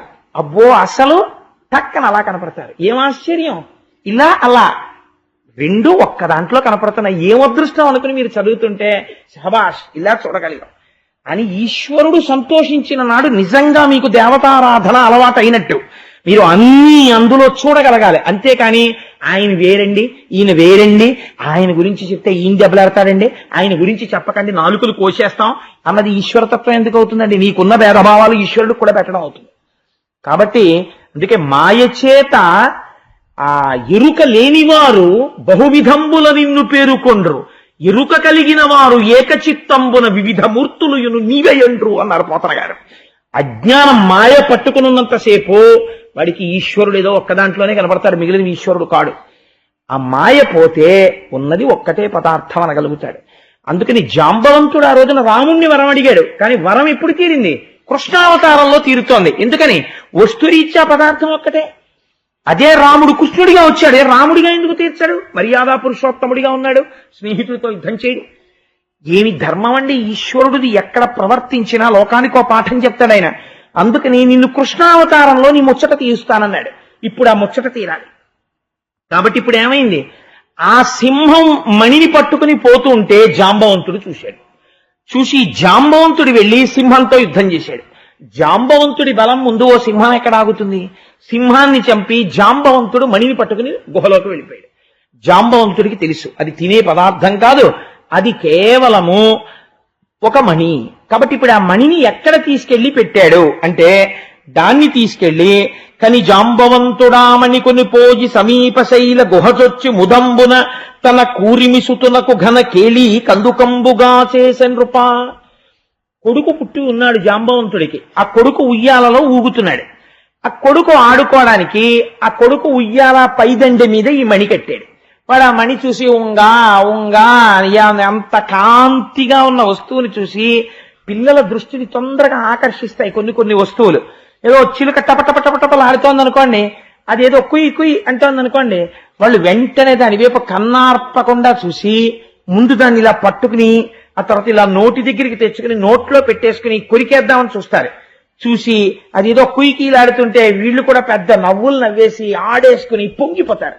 అందుకని ఇంత శమంతకమని చివరికి ఏమైంది దాని బతుకు అంటే, జాంబవంతుడు కొడుక్కి ఆట వస్తువు అయింది. ఎందువల్ల అవుతోంది ఇది రోజు రోజుకి అంటే, ఒకనాడు అడిగిన చోట ఇచ్చుంటే ఇవాళ ఈ పరిస్థితి వచ్చి ఉండేది కాదు. ఆ మణికి వచ్చి ఉండేది కాదు, సత్రాజిత్తుకి వచ్చి ఉండేది కాదు. ఇప్పుడు ఆ మణి ఎక్కడికి వెళ్ళింది? ఒక్క జాంబవంతుడికి తెలుసు. చచ్చిపోయిన సింహం మాట్లాడదు, చచ్చిపోయిన ప్రసేనుడు మాట్లాడదు, చచ్చిపోయిన ఆయన గుర్రం మాట్లాడదు. కాబట్టి ఇప్పుడు ఆ మణి ఎక్కడుందో ఎవరికి తెలుసు? ఒక్క జాంబవంతుడికే తెలుసు. ఇప్పుడు విచిత్రం ఏం జరిగింది అంటే, సాక్ష్యం పోయింది. మణి పోయింది, మణితో సాక్ష్యము పోయింది. ఎవరు పట్టుకెళ్లారు ఎవరికి తెలియదు. ఆయన ఏం తెలివి తక్కువవాడా సత్రాజిత్తు? ఎంతమంది సైన్యాన్నో పంపించాడు, అన్ని దిక్కులా వెతికించాడు. చిత్రం ఏమిటంటే ఆయన కర్మ అలా ఉంది. అసలు ప్రసేనుడు చచ్చిపోయినటువంటి చోటు కాని గుర్రం కాని కనపడలేదు. కాబట్టి ఆయన ఏమని ప్రచారం చేశాడంటే, నన్ను ఇంతకు ముందు ఈ మణి ఇమ్మని కృష్ణుడు అడిగాడు, నేను ఇవ్వను అంటే అందుకే ఆ రోజున పెద్ద బలవంతం చేయలేదు, పోన్లేండి మీరే ఉంచుకోండి అన్నాడు. మనం ఎలా అయినా కొట్టేయగలం అనుకున్నాడు. అని అప్పటి నుంచి బహుశः ఈ మణిని తస్కరించడానికి ప్రణాళిక వేశాడు. వేసి నా తమ్ముడు ఆ మణి పెట్టుకుని వేటకు వెడుతుంటే కృష్ణుడే ప్రసేనుణ్ణి సంహరించి ఆ మణిని అపహరించాడు అని కనపడ్డ వాళ్ళందరికీ చెప్పడం మొదలెట్టాడు. పాపం ఎక్కడ ప్రారంభం అవుతుందో తెలుసా అండి? ఒక వస్తువు పోయిందనుకోండి, ఒక వాచి జారిపోయింది అనుకోండి, ఎక్కడ ఒక వాచి జారిపోగానే ఈశ్వరుడు ఆ వాచి వెళ్ళిపోవడానికి నిర్ణయించి వేరొకరికి ఎవరికో అందించాలని దాన్ని ఈశ్వరుడు సంకల్పం చేశాడు. దానికి కోటేశ్వరరావు నిన్ను అడిగితే ఇవ్వవు, నీ వాచి తీసుకుంటానని ఈశ్వరుడు తీసుకున్నాడు. నేను ఎంత అదృష్టవంతుడు నేను మీరు అనుకున్నారనుకోండి, మనస్సు కొంత తృప్తిని పొందుతుంది. లేకపోతే ఏమవుతుందంటే వాచి ఎందు తాదాత్మ్యత పొందేశారనుకోండి, నేను అన్వేషించడం తప్పని నేను అంటలేదు, వాచి ఎక్కడ పడిపోయిందని వెతుక్కోవచ్చు, నేను తప్పట్టలేదు. కానీ వెంటనే నిన్నను కోటేశ్వరారు ఎన్నేళ్ళయిందండి మీ వాచి, ఇన్నేళ్ళైనా బాగుంది అన్నవాడి మీదకి దృష్టి వెళ్ళిపోయింది అనుకోండి, వాడు కానీ ఏమైనా కొట్టేశాడా అని మీరు అనుకున్నారనుకోండి, వాడు భక్తుడు అనుకోండి, ఇంకో పాపం మూట, ఇంకో 100 వాచీలు పోవడానికి కావలసినంత పాపం సిద్ధం. మనం ఏం చేస్తామంటే మనకు ఉండేటటువంటి బుద్ధి యందు ఉండే పొరపాటు తనం, ఏదైనా ఇంట్లో వస్తువు కనపడలేదనుకోండి, నేను సరిగ్గా వెతికానా అని ఆలోచించాడు. ముందు ఏమంటాడంటే ఎవరో అమాయకులు ఉంటారు, వాళ్ళ మీదకి వెళ్ళిపోతుంది దృష్టి, వెళ్ళిపోయి వాళ్లే తీసేశారేమో అంటాడు. ఆల్ రైట్, 2 రోజులు పోయిన తర్వాత ఆ వస్తువు దొరికింది, నువ్వేం ప్రాయశ్చిత్తం చేసుకుంటావు? నువ్వు ఎవరిని ఈ మాట అన్నావో వాళ్ళ దగ్గరికి వెళ్ళి నువ్వు చెప్పగలవా, 2 రోజుల క్రితం ఈ వస్తువు కనపడనప్పుడు నిన్ను నేను అనుమానించాను, కానీ ఆ వస్తువు దొరికింది, నిన్ను నేను అలా అనుమానించినందుకు నన్ను క్షమించు అని చెప్పగలిగిన సంస్కార బలం నీకుందా? నేను ఖచ్చితంగా చెప్తా ఉండదు, అలా చెప్పలేదు. కానీ చూసేవాడు ఉన్నాడుగా, వాడు ఆ మూటంతా ఎత్తి భుజం మీద పెడతాడు, ఈ అనుమానంతో చేసినటువంటి పాపం అంతా. కాబట్టి ఏమవుతుంది అంటే ఇప్పుడు వెళ్ళి ఈ మణిలోంచి ఎన్నిన్ని పాపాలు పెరుగుతున్నాయో చూడండి. ఇప్పుడు ఎవరి వైపు చూపించాడు? కృష్ణుడి వైపు చూపించాడు. ఈశ్వర నింద మొదలెట్టాడు, భగవంతుడికి చౌర్యాన్ని అంటగట్టాడు. అసలు ఎవరిచ్చారు అది? సూర్యనారాయణుడు ఇచ్చాడు. సూర్యనారాయణుడు ఎవరు? కృష్ణనారాయణుడే. ఈయన ఒకటే. ఆయన ఇచ్చింది ఆయన తీసుకున్నాడు అనుకోండి, దొంగతనం ఎందుకు అవుతుందండి? నువ్వు కొన్నాళ్ళు ఉంచుకోవా, ఆయన ఇచ్చాడు, తీసేసుకున్నాడు, దొంగతనం అవుతుంది? అది అవదసలు. కానీ కృష్ణుడి యందు నేరారోపణ చేశాడు, కృష్ణుడే దొంగిలించాడు, కొత్త పాపం బయలుదేరింది. ఇప్పుడు ఈ కొత్త పాపం బయలుదేరితే కృష్ణుడు తన మీద వచ్చినటువంటి అపనింద పోగొట్టుకోవాలి అనుకున్నాడు. ఈ అపనింద పాపుకోవడం కోసమని ఆయన ప్రయత్నం ప్రారంభం చేశాడు. ప్రారంభం చేసి అసలు ఎవరు వేసుకెళ్లారు రామని అని అడిగాడు. అదిగోనండి ఆయన పట్టుకెళ్ళాట, ఆ ప్రసేనుడు వేసుకెళ్ళాడు. సరే పదండి అడవిలోకి. తన బంధుమిత్రాదులందరినీ తీసుకుని బయలుదేరాడు. ఎందుకంటే ముందు వాళ్ళు నమ్మాలి, అందుకని బంధుమిత్రులందరితో కలిసి బయలుదేరాడు. ఇదో దురలవాటు ఉంటుంది ప్రపంచంలో. ఇన్నాళ్లు మనతో ఉన్నవాళ్లే చిన్న అనుమానం వచ్చిందనుకోండి, అలా చేయడు నా స్నేహితుడు అండం. ఆ కోటేశ్వరరావు గారు అర్జెంటుగా కావలసి వచ్చి 100 రూపాయల కాగితం చిల్లర మార్చుకోవడానికి ఒక కనపడని వెళ్ళకూడని చోటుకు వెళ్ళి 100 రూపాయల చిల్లర తీసుకున్నాడు అనుకోండి, అనుకోకుండా. ఆ సమయంలో ఒకడు చూశాడనుకోండి, కోటేశ్వరారిని ఎక్కడ చూసినా తెలుసా అండి అని అనేకూడదు. యుక్తాయుక్త విచక్షణ ఉండాలి. ఏ పరిస్థితులలో అక్కడ నించోవలసి వచ్చిందో అది చూడకుండా నేరారోపణ చేసేయడమే. అందుకని మిత్రుడి మీద మాట అన్నారనుకోండి, నేను నిక్కచ్చిగా చెప్తున్నాను నా మిత్రుడు ఆ పని చేయడో అని నువ్వు అనగలగాలి. అది మిత్రత్వం అంటే. అనడు, ఎందుకున్నాడో నేను కనుక్కొస్తానుండండి అని అనగలగాలి మీరు స్వతంత్రంగా. అది ధైర్యం. పూనికంటే స్నేహితుడంటే అది. రేపు కుచేలోపాఖ్యానంలో చూద్దరు కానీ స్నేహితుడంటే అలా ఉంటాడు కృష్ణ భగవానుడు. కాబట్టి ఇప్పుడు ఈ బంధుమిత్రులందరికీ అనుమానం తీరాలి, అన్వేషణ మొదలు పెట్టాడు. చూడండి ఏ స్థితికి వచ్చిందో ఈశ్వరుడి స్థితి. ఎందుకని? ఒకరిని అడిగినటువంటి పాపానికి. లోకం పోకడ ఎలా ఉంటుందో చూపిస్తున్నారు, మోహబుద్ధి ధనమునందు ఎలా ఉంటుందో చూపిస్తున్నారు. అందుకని వెళ్ళాడు. వెళ్ళి వెతుకుతున్నాడు. అక్కడ ప్రసేనుడి యొక్క గుర్రము ఆయన కళేబరము కనపడ్డాయి, మణి లేదు. కాబట్టి ప్రసేనుడి గుర్రాన్ని ప్రసేనుణ్ణి ఎవరో చంపుండాలి. ఎవరు చంపుంటారు? మళ్లీ సాక్ష్యం కోసం వెతికారు. సింహం యొక్క అడుగుజాడలు కనపడ్డాయి. అయితే సింహం చంపింది. ఈ సింహం ఎటు వెళ్ళింది? సింహం అడుగుజాడలు వెళ్ళిన వైపుకి వెళ్ళారు. ఇప్పుడు సింహం అడుగుజాడల దగ్గర ఒక భల్లూకము యొక్క అడుగుజాడలు కనబడ్డాయి. అంటే ఈ సింహాన్ని ఒక భల్లూకం చంపింది. ఈ భల్లూకం ఎటు వెళ్ళింది? ఆ భల్లూకం ఉన్న వైపుకి వెళ్ళారు. వెళితే అది ఒక పర్వత గుహలోకి వెళ్ళిపోయి అడుగుజాడలు. ఇప్పుడు ఆ భల్లూకం ఎక్కడుంది? పర్వత గుహలో ఉంది. ఎవరా భల్లూకం? సింహాన్ని చంపిన భల్లూకం. కాబట్టి ఎవరు పడితే వాళ్ళు లోపలికి వెడతారు ఏమిటండి? మీరు వెళ్ళండి అంటారు. కొంచెం బలంగా ఉండేవాడిని ఏమంటారంటే, మీరు వెళ్ళరండి మేస్టారు, మేము బయట ఉంటాం, ఇక్కడే ఉంటాం, ఎక్కడికి వెళ్ళిపోండి, మేము ఇక్కడ ఉంటాం, మీరు వెళ్ళి పని చేసుకొచ్చేయండి, మనం కలిసి వెళ్ళిపోదాం, మేము ఎక్కడికి వెళ్ళాం మీరు వచ్చేవరకు అంటారు. మీరు చాలా మందిని అక్కడే మీరు ఎంత స్నేహం చెయ్యొచ్చో తెలుసుకోండి. ఏం పర్వాలేదో నేనున్నాను, కష్టం వచ్చినప్పుడు కాకపోతే ఎందుకో, friend in need is a friend indeed, నేనున్నానన్నవాడు బంధువు. అంతేకాని వాడు కష్టంలో ఉన్నప్పుడు వీడికి సంతోషం సంకలు కొట్టుకుని ఇంట్లో చెప్పుకుంటాడు. వాడు ఇవాళ వృద్ధిలోకి వస్తే వాడికి ఏడుపు తలుచుకుని ఏడుస్తుంటాడు. వాడు బంధువు ఏమిటంటే రాబంధువు. వాడు అందుకే పనికొస్తాడంతే, ఇంకొక దానికి పనికిరాడు, దేహబంధువుగా వాడు. కాబట్టి అలాంటి బంధుత్వాలు ఎలా ఉంటాయో చూపిస్తున్నారు ఆ ఆఖ్యానంలో. వీళ్ళందరూ గుహ బయట ఉంటా ఉన్నారు. మీరు వెళ్ళి చూసిరండి అన్నారు. చూసిరండి అంటే ఏంటి? మీ మీద ఆపద ఎవరిది పని? మీది. మీ మీద వచ్చింది నింద, మా మీద వచ్చింది ఏమిటి? మేము ఎత్తుకుపోయామన్నారా? మీరు ఎత్తుకుపోయారన్నారు. ఇక్కడ వరకు అంటే ఏదో వచ్చాం మీతో పాటు, కాస్త కాఫీయో టిఫినో తింటూ దొరికితే తింటాం. ఇంకా ఈ భల్లూకం ఇందులోకి వెళ్ళిందని తెలిసింది. గుహ ఇది, గబుక్కుని కొట్టేస్తే అది ఏమోలో కూర్చుని చీకట్లోను.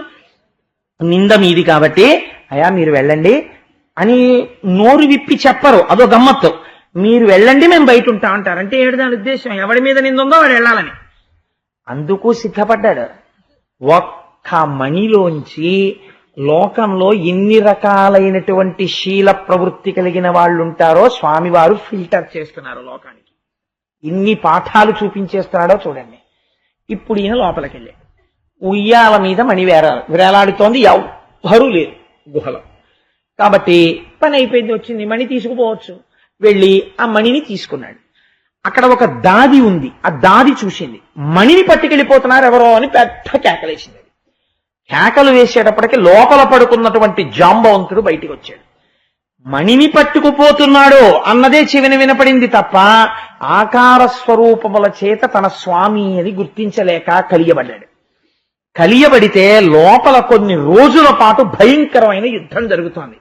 వీళ్ళు ఏమన్నారు? మేము ఉంటాం మీరు వెళ్ళండి అన్న వాళ్ళు ఉన్నారు కదా. వీళ్ళు ఏమన్నారంటే, లోపల ఒక అనుమానం ఒకటి మొదలవుతుంది. ఏమిటో తెలుసా అండి? లోపలికి వెళ్ళిన వాడు ఇన్నాళ్ళైనా రాలేదు, వాడు రావట్లేదు, అది వస్తే మనము ఉండం కదా. అందుకని ఎందుకు వచ్చింది?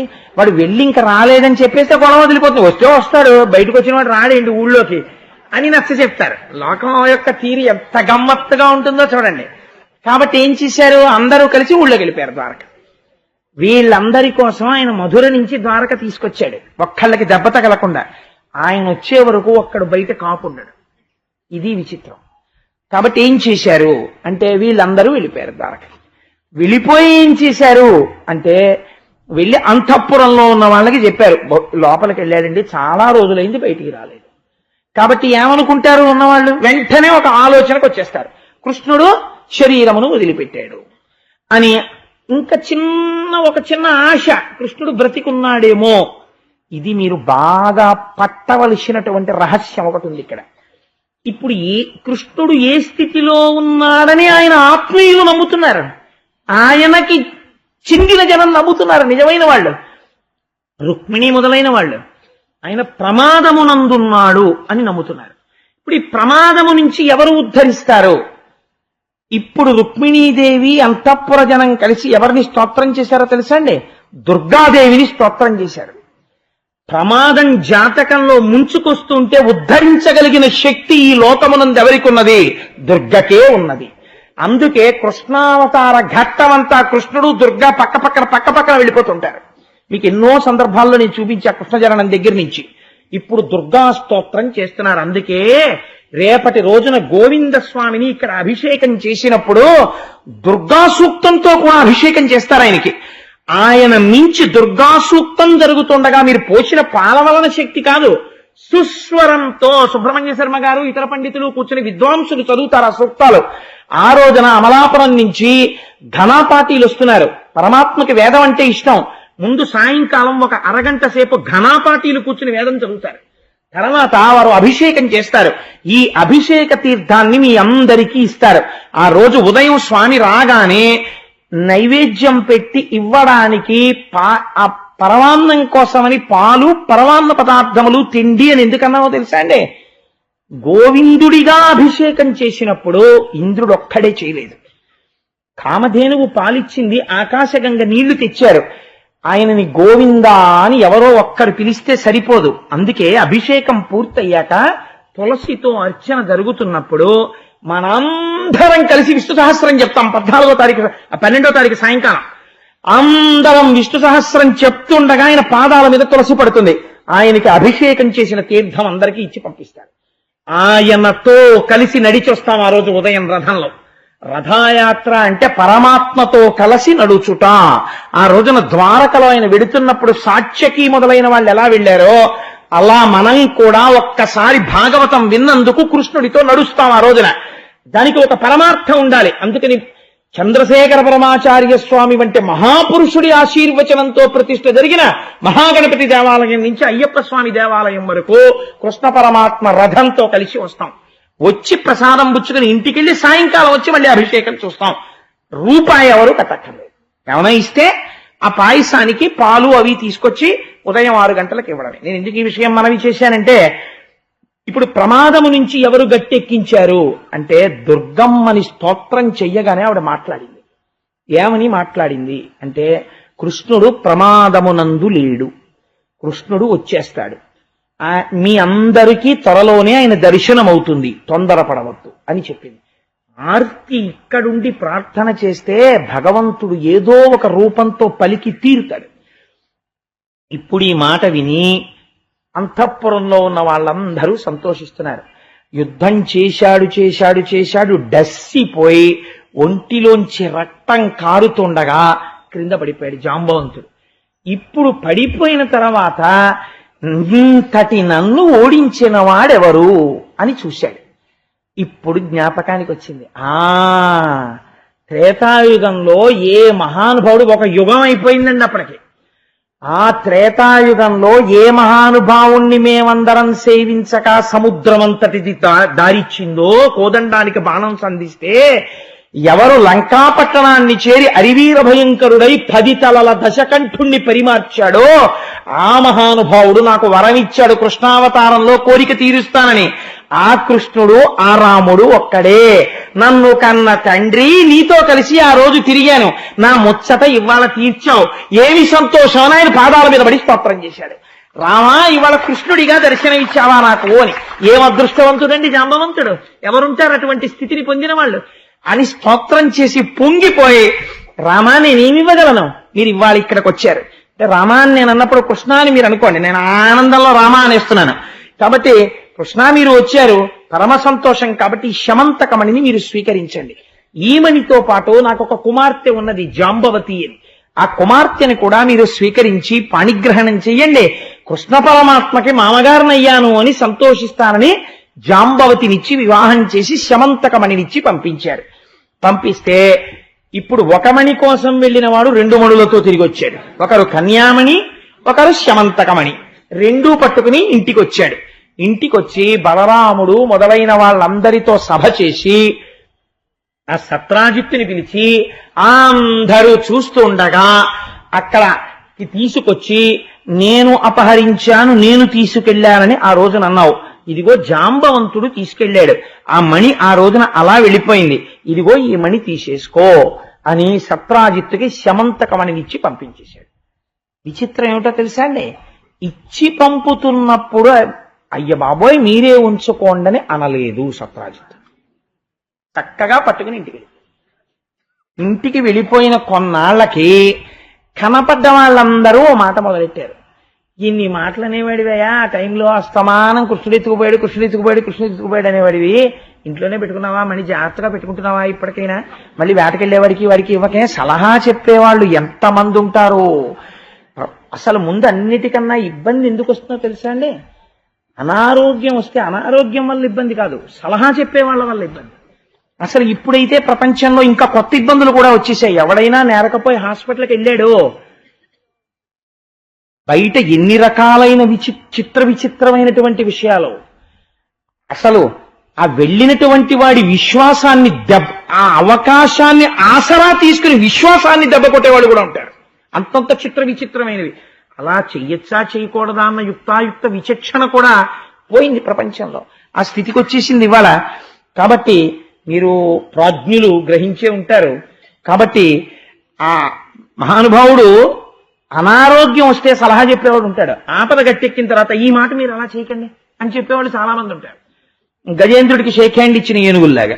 కాబట్టి వీళ్ళందరూ ఏం చేశారు అంటే గబగబా వచ్చి సలహాలు మొదలెట్టారు. ఈ మాట వేటకి వెళ్ళినప్పుడు మీ తమ్ముడని వాడని వీడని మణులేకండి, ఎంత పాపం మూట కట్టుకున్నారో, మహానుభావుడు పుట్టినప్పటి నుంచి పూతన్ని చంపాడు, శకటాసురుడిని చంపాడు, ఆయన కర్మ మీ మణి ఆయనకి ఎందుకు వచ్చిందండి అని ఇంతమంది చెప్పగా చెప్పగా చెప్పగా ఒక పశ్చాత్తాపం బయలుదేరింది సత్రాజిత్తుకి.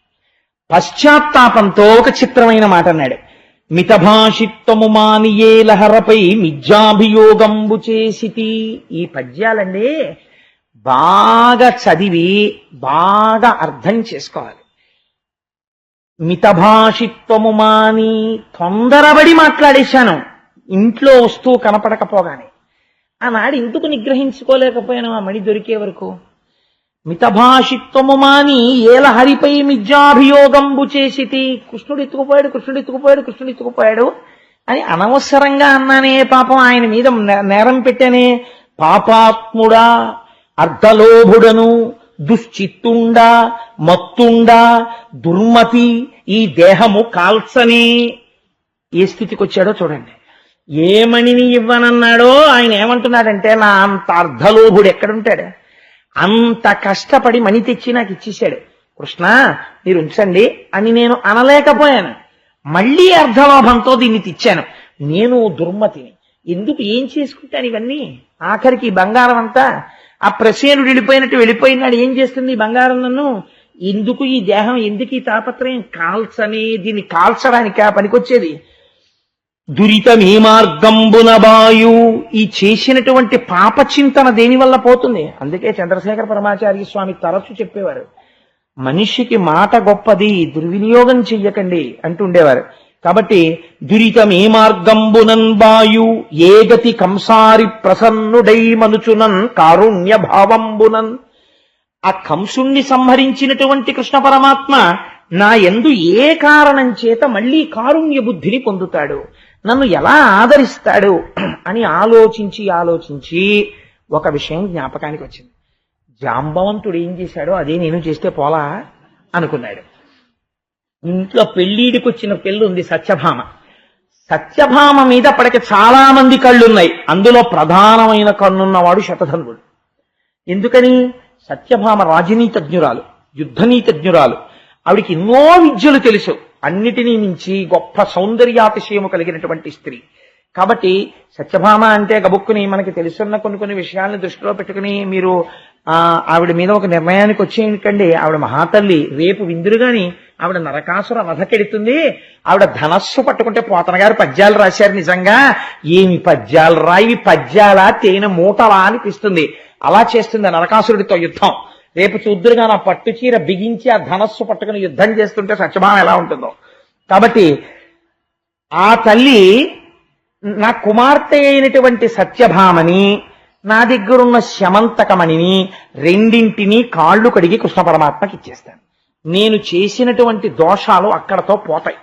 అమ్మయ్యా అనుకున్నాడు. ఈ అనుకోవడంలో కూడా ఓ గమ్మత్తుంది తెలుసా అండి. సత్రాజిత్తుకు ఒక్కతే కూతురు సత్యభామ, కొడుకులు లేరు. కాబట్టి శమంతకమణి ఎవరికి వెళ్ళాలి? తర్వాత అల్లుడి గారికే వెళ్ళాలి. ముందు నేనే ఇచ్చేసుకుంటే గొడవ వదిలిపోతుంది, ఆ పాపము పోతుంది, అల్లుడికి వెళ్ళిపోతుంది. కాబట్టి కృష్ణుణ్ణే అల్లుడిని చేసేసుకుని పాపము పోగొట్టుకోవచ్చు, శమంతకమణిని ఇచ్చేసేయచ్చు. ఇప్పుడు శమంతకమణి నుంచి వచ్చే బంగారం, శమంతకమణి నా కూతురే అనుభవిస్తుంటుంది కదా, నా అల్లుడు నా మనవలే అనుభవిస్తారు కదా. అర్ధలోభుడను అంటున్నాడు కానీ లోపల ఎక్కడో ఇంకా చిన్న ప్రణాళిక మాత్రం ఉంది. ప్రణాళిక పోకుండా లేదు. నేను పెద్దాపురంలో ఉన్నప్పుడు ఒక గమ్మత్తు చూస్తుండేవాడిని. 16 ఫలాల నోము అని ఒక నోము ఒకటి ఉంటుంది. ఎక్కడో ఒక మహానుభావుడు నిజంగా 16 ఫలాల నోము చేయిద్దామని చెప్పి భార్యకి అదేదో అమ్మవారి ఊరు నూకాలమ్మ తల్లి జాతర ప్రతి సంవత్సరం వెడుతుంటాను నేను. ఆ కాండ్రకోట నుంచి పెద్ద పనసపళ్ళు ఒంటెద్దు బండిలో వేసి తెచ్చుకుని తన భార్యతో 16 ఫలాల నోము చేయిద్దామనుకుని సంకల్పం చేయగానే, అంటే ఒక ఉదాహరణకి చెప్తున్నాను, ఒక ఆవిడంది, అయ్యో బయట బ్రాహ్మణుల్ని పిలిచి ఇచ్చేకయ్యా, మనకి తెలుసున్న ఒక ఆయన ఉన్నాడు, ఆయనకి దానం చేసేస్తే అతను పాపం అంత డబ్బున్నవాడేం కాదు, మేము 16 రూపాయలు ఇచ్చి పండుకో రూపాయికి ఆవిడ కొనేసుకుంటుంది. 16 రూపాయలకి మా కోడలు కొనుక్కుంటుంది, కొనుక్కుని మా కోడలు చేసేసుకుంటుంది 16 ఫలాల నోము. ఈ కోడలు దానం చేసేసాక 16 రూపాయలు ఇచ్చి మళ్ళీ ఆయన అవుతాయి. అప్పుడు మా చిన్న కోడలు 16 రూపాయలు ఇచ్చి పుచ్చుకుని మళ్ళీ చేసేసుకుంటుంది. ఇలా 16 రూపాయలు ఇచ్చి 350 మంది చేసేస్తారు. వెర్రేడెవడు? మొదటి కొడుకు తెచ్చినవాడు అవడే. ఎంత చిత్తం! 10 రూపాయలకి బేరం ఆడుకున్న ఆటో ఎక్కాక కనపడ్డ సర్వీస్ టికెట్లు అన్ని 3 రూపాయలకి ఎక్కి కూర్చున్నట్టు. 10 రూపాయలు ఇచ్చేవాడు మూట ఎక్కినవాడు వాడే, మిగిలిన వాళ్ళందరూ 3 రూపాయలకి ఎన్ని రూట్లో ఎక్కేస్తారు. అలా ఇది అయ్యో మనం ఒక నోము చేస్తున్నాం, ఇలా చెయ్యొచ్చా, దీనికి ఫలితం ఉంటుందా, వాడెవడో తెచ్చి దానం చేయడం ఏమిటి, మనమేమో 16 రూపాయలు ఇచ్చి కొనేసుకుని మళ్ళీ దానం ఎందుకు ఈ మోసం, ఎందుకు ఈ టక్కరతనం, ఎందుకు ఈ వక్ర తెలివితేటలు? ఈశ్వరుడు ఇచ్చినప్పుడు చేద్దాం మనం దానం అని అనలేడు. ఎంత ప్రణాళికలో దిక్కుమాలిన నోముల దగ్గర కూడా చాలా ఆశ్చర్యంగా ఉంటుంది. గోదానం అంటాడు, దశదానాలు చేస్తున్నాను, దశదానాలు చేస్తున్నాను అంటే పోనీ దశదానాల్లో గోవు ఎదురా గోవు అన్నారు అనుకోండి, గోవు ఏంటంటే 11 రూపాయలు. 11 రూపాయలకి ఆవు తోకలో వెంట్రుక పట్టడం రాదు, కానీ వీడు 11 రూపాయలకి ఆవును దానం చేస్తాట. వీడికి 1 కోటి రూపాయలు ఇచ్చిన నాన్నగారు ఆవు తోక కట్టుకుని వైతరిని దాటేట. ఎవరు నమ్మమన్నాడు ఈ కొడుకుని? ఉన్నప్పుడు చేసుకోక గోదానం హాయిగాను, చేసుకోకపోతే ఇదిగో ఇలాగే ఉంటాయి ఈ వెర్రి తెలివితేటలు. అక్కడి నుంచి బయలుదేరాయి. సత్రాజిత్తు దగ్గర కూడా ఈ ప్రణాళిక ఎక్కడో ఉంది. ఈ మాట కృష్ణుడు బయటెట్టాడు ఒక స్థితిలో. కాబట్టి ఏమైంది అంటే తాను చేసుకున్నది ఏదో తనకి దక్కుతుంది, ఆ తర్వాత ఎవడో చేస్తాడనుకున్నది వాడు చేశాడో చేయలేదో ఎవడికి తెలుసు. కాబట్టి అందుకని మణిని పిల్లని కూడా ఇచ్చేస్తాను అన్నాడు. అని ఆయన దగ్గరికి వెళ్ళి కృష్ణ పరమాత్మకి ఒక మాట చెప్పాడు. మణిని కూతునిచ్చి మాధవు పదముల పట్టుకొంటి నేని బ్రతుకు కలదు, సంతసించునతుడు సదపాయమగునిది సత్యమితర వృత్తి చక్కబడదు. ఆయన కాళ్ళు పట్టుకుని కన్యాదానం స్వీకరించవయ్యా, మణిదానం స్వీకరించవయ్యా నేను గట్టిగా కాళ్ళు అట్టుకుంటే తప్పకుండా ఒప్పుకుంటాడు. కన్యాదానం చేస్తూ ఈ మణి కూడా ఇచ్చేస్తాడు. అల్లుడు కదా ఇచ్చేసుకుంటాడు. ఒక్కొక్కళ్ళకి ఒక్కొక్క వెర్రి ఉంటుంది. నేనేమిచ్చినా పుచ్చుకుంటాడు అల్లుడు అనుకుంటాడు. అల్లుడికి చాలా సంస్కృతి సంప్రదాయం ఉన్నవాడు, అలా పుచ్చుకునే వెర్రేడేం గాడు వాడని తెలియదు వాళ్ళకి. తెలియక దేనికోసం అర్రులు చచ్చేవాడు అల్లుడు అనుకుంటుంటారు. కాబట్టి ఆ వచ్చినటువంటి వాడికి శమంతకమణిని కూడా ఇస్తే పుచ్చేసుకుంటాడు అనుకున్నాడు ఆయన. ఆయన పరమాత్మ, ఆయనకి అలా ఈయన బుద్ధి ఆయన కనిపెట్టగలడని తెలుసుకోలేకపోతున్నాడు సత్రాజిత్ ఇంకా. కాబట్టి ఏం చేశాడు? మనపూర్వకంగా ఇచ్చినదైతే ఎందుకు పుచ్చుకోడండి? సత్యభావని పుచ్చుకున్నవాడు శమంతకమణిని పుచ్చుకోడు. ఆయన అన్నాడు, తీరా కన్యాదానం చేసేటప్పుడు కాళ్ళు కడిగించుకుని పిల్లమెళ్ళలో తాళి కట్టేశాక పెద్ద పెట్టోటి తీసి పట్టుకొచ్చి అల్లుడు గారు పుచ్చుకోండి అన్నాడు. నీ ఆలోచన నాకు తెలుసు అనుకుని కృష్ణుడు అన్నాడు, మణి ఇచ్చినాడు వాసరమణి నీకును మాకు కలవు మణులు, కుమారీమణి చాలునంచు కృష్ణుడు మణి సత్రాజిత్తునకు మరలగనిచ్చెన్. ఆయన అన్నాడు, మణులు నీకు ఉన్నాయి మాకు ఉన్నాయి, ఇంతకు ముందోసారి అడిగాను నువ్వు చెప్పావు చాలే అనుకుని మనసులో, ఇప్పుడు నువ్వు పట్టుకొచ్చి మాకు ఇస్తానన్నమణి కన్యామణి ఆమెని స్వీకరించాం. ఇలాంటి మణులు మీకు ఉన్నాయి మాకు ఉన్నాయి, మాకు అక్కర్లేదండి, మణి మీరు ఉంచుకోండి అని ఇచ్చేసాడు. ఇప్పుడు నేరకపోయి పుచ్చుకుని ఒక్కసారి ఇవ్వనందుకు ఎంత బరువు అయి కూర్చుందో చూడండి. అది ఇక్కడ శుద్ధితో లేనప్పుడు మళ్ళీ వెంటబడ్డా ఈశ్వరుడు పుచ్చుకోవట్లేదు. ఇక్కడ శుద్ధితో ఒక తృణం ఇలా ఇస్తే, అందుకే అంటాడు ఆయన, ఒక్క చిన్న క్లాసు పెట్టాడు భగవద్గీతలో, నువ్వేమిస్తావురా నాకు, నీ బుర్రా యావదావర్తతే చక్రం యావతీ చ వసుంధరా తావత్వమిహ సర్వత్వం స్వామిత్వమనువర్తయ. సూర్యచంద్రులున్నంత కాలం ఈ బ్రహ్మాండములన్నీ నావి. నేను సృష్టించిన ఐశ్వర్యం నా కటాక్షం లేకపోతే బియ్యం గింజల్లోంచి వరి మొక్క ఎక్కడి నుంచి వచ్చిందిరా? నేను ఇస్తే నువ్వు తిన్నావా, నువ్వు పెడితే నేను తిన్నానా? అయినా తింటా నువ్వు పెడితే. పత్రం పుష్పం ఫలం తోయం యోమే భక్త్యా ప్రయచ్చతి. ఓ చిన్న మాట పక్కనెట్టాడు. నేను దరిద్రుడనై నీ దగ్గర పుచ్చుకోను.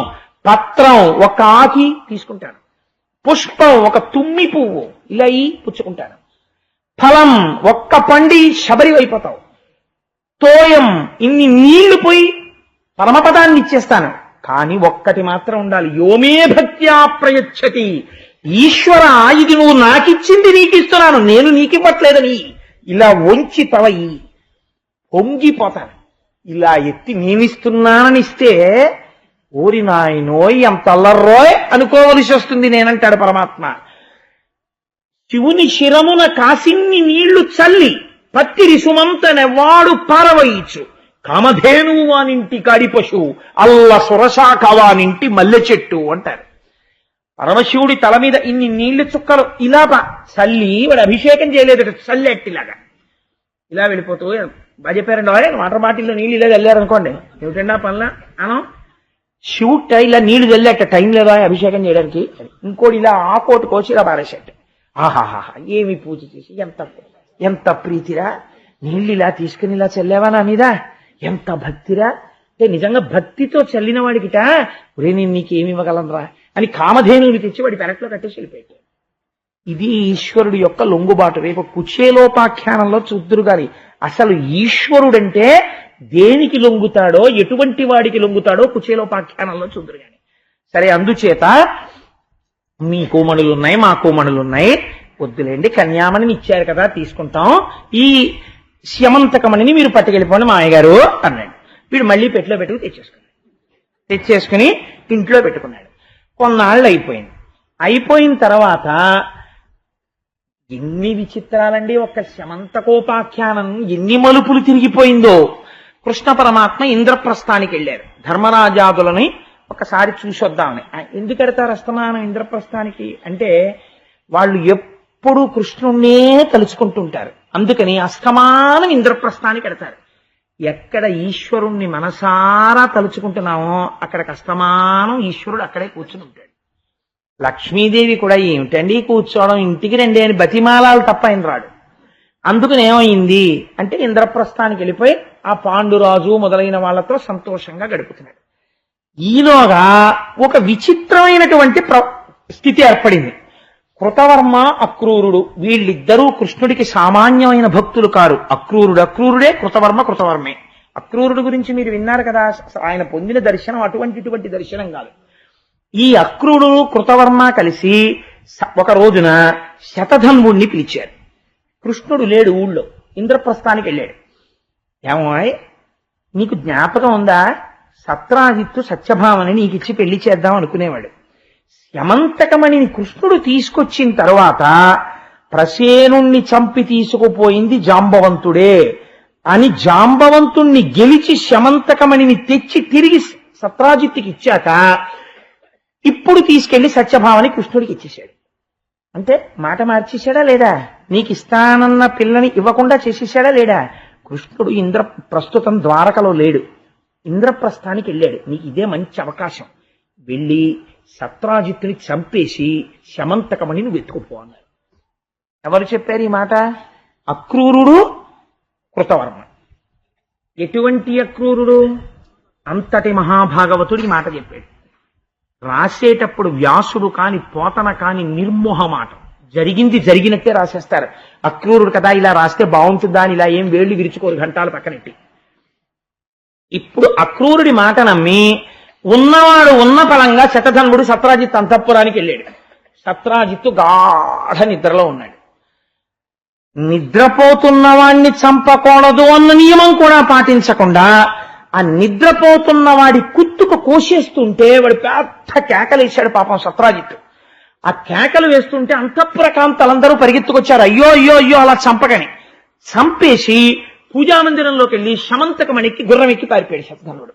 పారిపోయి ఎవరి దగ్గరికి వచ్చాడు? ముందు కృతవర్మ దగ్గరికి వచ్చాడు.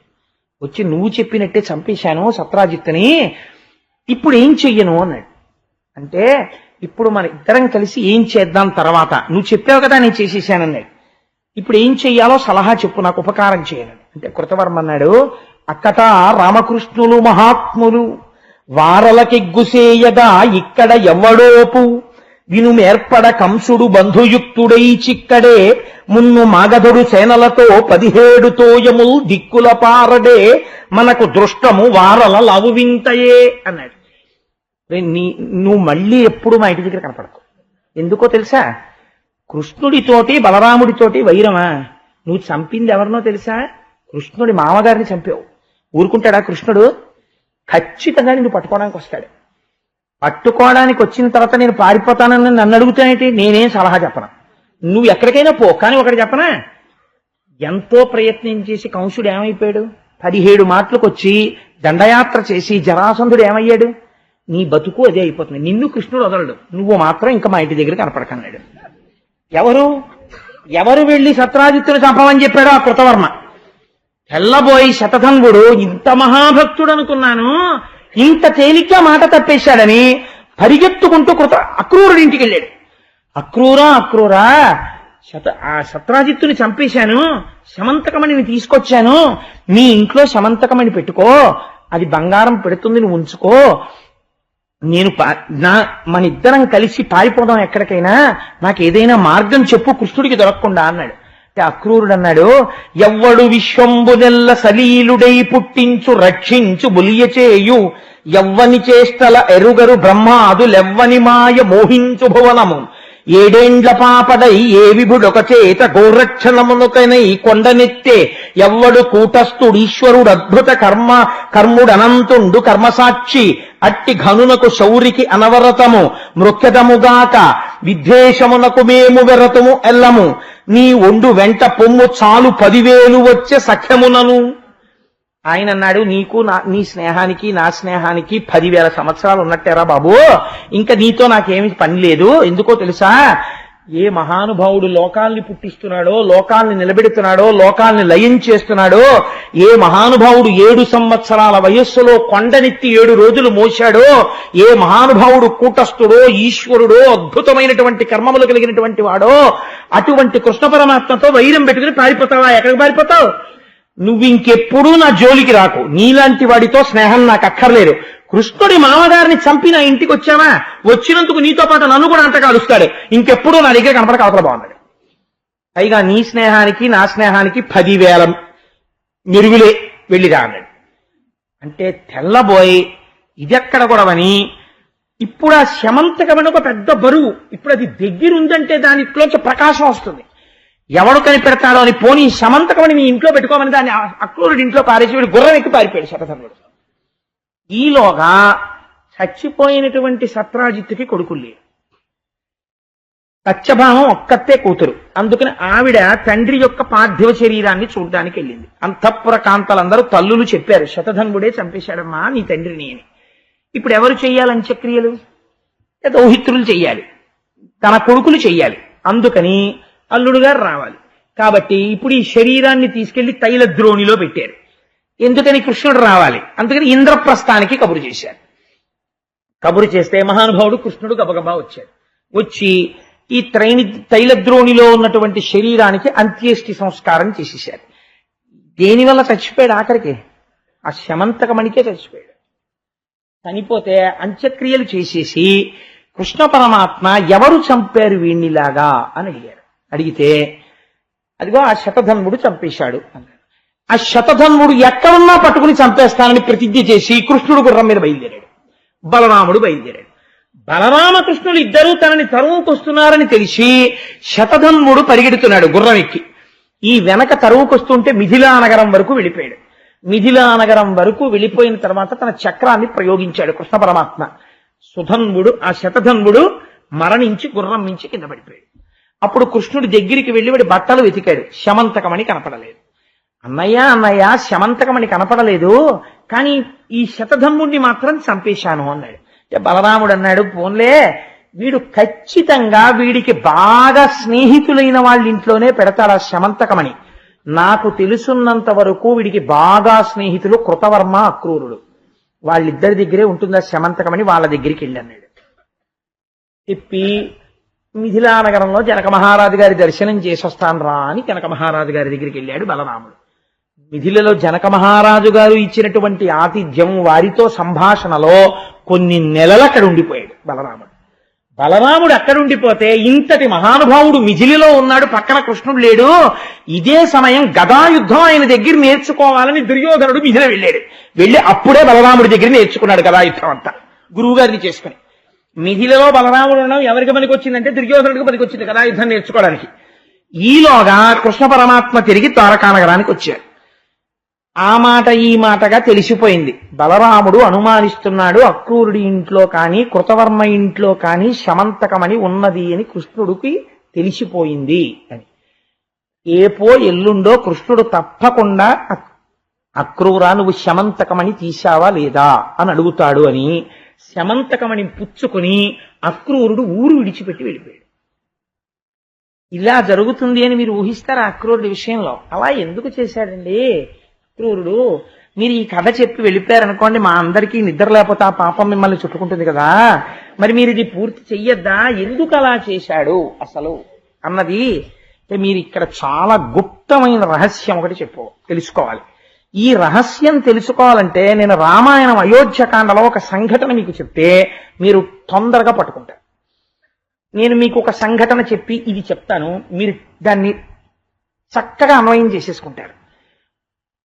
అరణ్యవాసానికి రామచంద్రమూర్తి వెళ్ళిపోవడానికి కైకమ్మ కోర్కెలు కోరినప్పుడు భరతుడు కాని శత్రుఘ్నుడు కాని అయోధ్యలో లేరు. మందర మాటలు చెప్పింది, కైకమ్మ వరాలు అడిగింది. అడిగితే రాముడు అరణ్యవాసానికి వెళ్ళిపోయాడు. అరణ్యవాసానికి వెళ్ళిపోయిన తర్వాత భరతుడు వచ్చాడు మేనమామ గారి ఇంటి నుంచి. మీరు విన్నారు కదా రామాయణం. ఒక రోజున వీళ్ళిద్దరూ ఇలాంటి సమయంలో ఇటువంటి చీకటి పడుతుండగా అంతఃపురం గోడ దగ్గర కూర్చుని ఏడుస్తున్నారు భరత శత్రుఘ్నులు. ఎంత బాధ కలిగింది. మహానుభావుడు ధర్మమూర్తి రాముడు అరణ్యవాసంలో ఉన్నాడు, మనం ఇలా ఉండిపోయాము, మా అమ్మ ఎందుకు అడిగింది ఈ వరాలని. ఇంత మంచి సలహా ఇచ్చినందుకు మందరకి కైకమ్మ దాని గూనికి బంగారు తొడుగు చేయించింది. అదేదో పెద్ద సింహతలాటంలాగా గూనికి బంగారం తొడిగి ఎట్టుకుని మెట్లు దిగుతోంది ఆ మందర. దిగుతూ ఉంటే శత్రుఘ్నుడు చూశాడు. అన్నయ్యా ఇదిగో ఇదేరా మన ఇక్ష్వాకు వంశానికి చిచ్చు పెట్టింది, ఇదే మన అమ్మకి వెళ్ళి చెప్పిందిట, అందుకని దీన్ని చంపేస్తాను రా అన్నయ్య అన్నాడు. అని పరిగెత్తుకెళ్ళి దాన్ని జుత్తట్టుకున్నాడు. పట్టుకునేటప్పటికీ పండిపోయినటువంటి పళ్ళు కొమ్మదులిపితే రాలిపోయినట్టు అది ఏడి చటు ఇటు పరిగెడుతుంటే పెట్టుకున్న ఆభరణాలన్నీ కింద పడిపోయి దాన్ని పట్టుకుని కత్తి తీసి పొడి చేయిపోయాడు. భరతుడు అన్నాడు ఆగన్నాడు.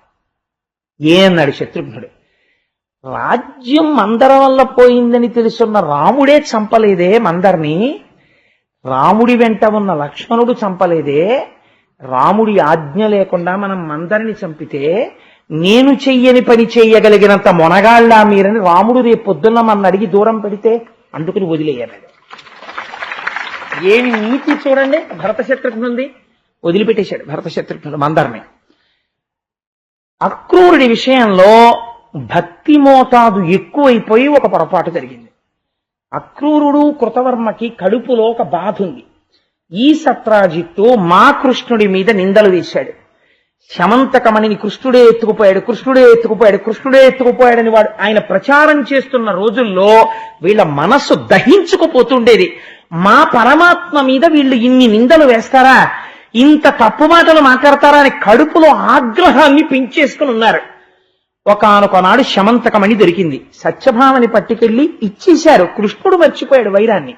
మరిచిపోయి మామగారిగా సత్రాజిత్తుని స్వీకరించాడు. శమంతకమణిని తీసుకోలేదు. కానీ ఇన్ని మాటలన్నాడు మా కృష్ణుణ్ణి అన్న మంట మాత్రం కడుపులో పెట్టుకున్నారు. భరత శత్రుఘ్నుల్లా ప్రవర్తించలేకపోయారు. ప్రవర్తించలేక కొంచెం అతి చనువు చేసి ఎలాగైనా ఈ సత్రాజిత్తుని చంపించాలని శతధన్వుడిని రెచ్చగొట్టారు. కృష్ణుడు లేని సమయం చూసి. నిజంగా సత్రాజిత్తు చచ్చిపోయిన తర్వాత వాళ్ళకి కావలసింది అంతవరకు. కృష్ణుడితో వైరం వాళ్ళకి అక్కర్లేదు. అందుకని ఇంకా నీతో మాకేం పని లేదు పొమ్మన్నారు. ఆ శతధనువుడు చచ్చిపోయాడు. కానీ ఈ మణి అంటుకుంది వచ్చి.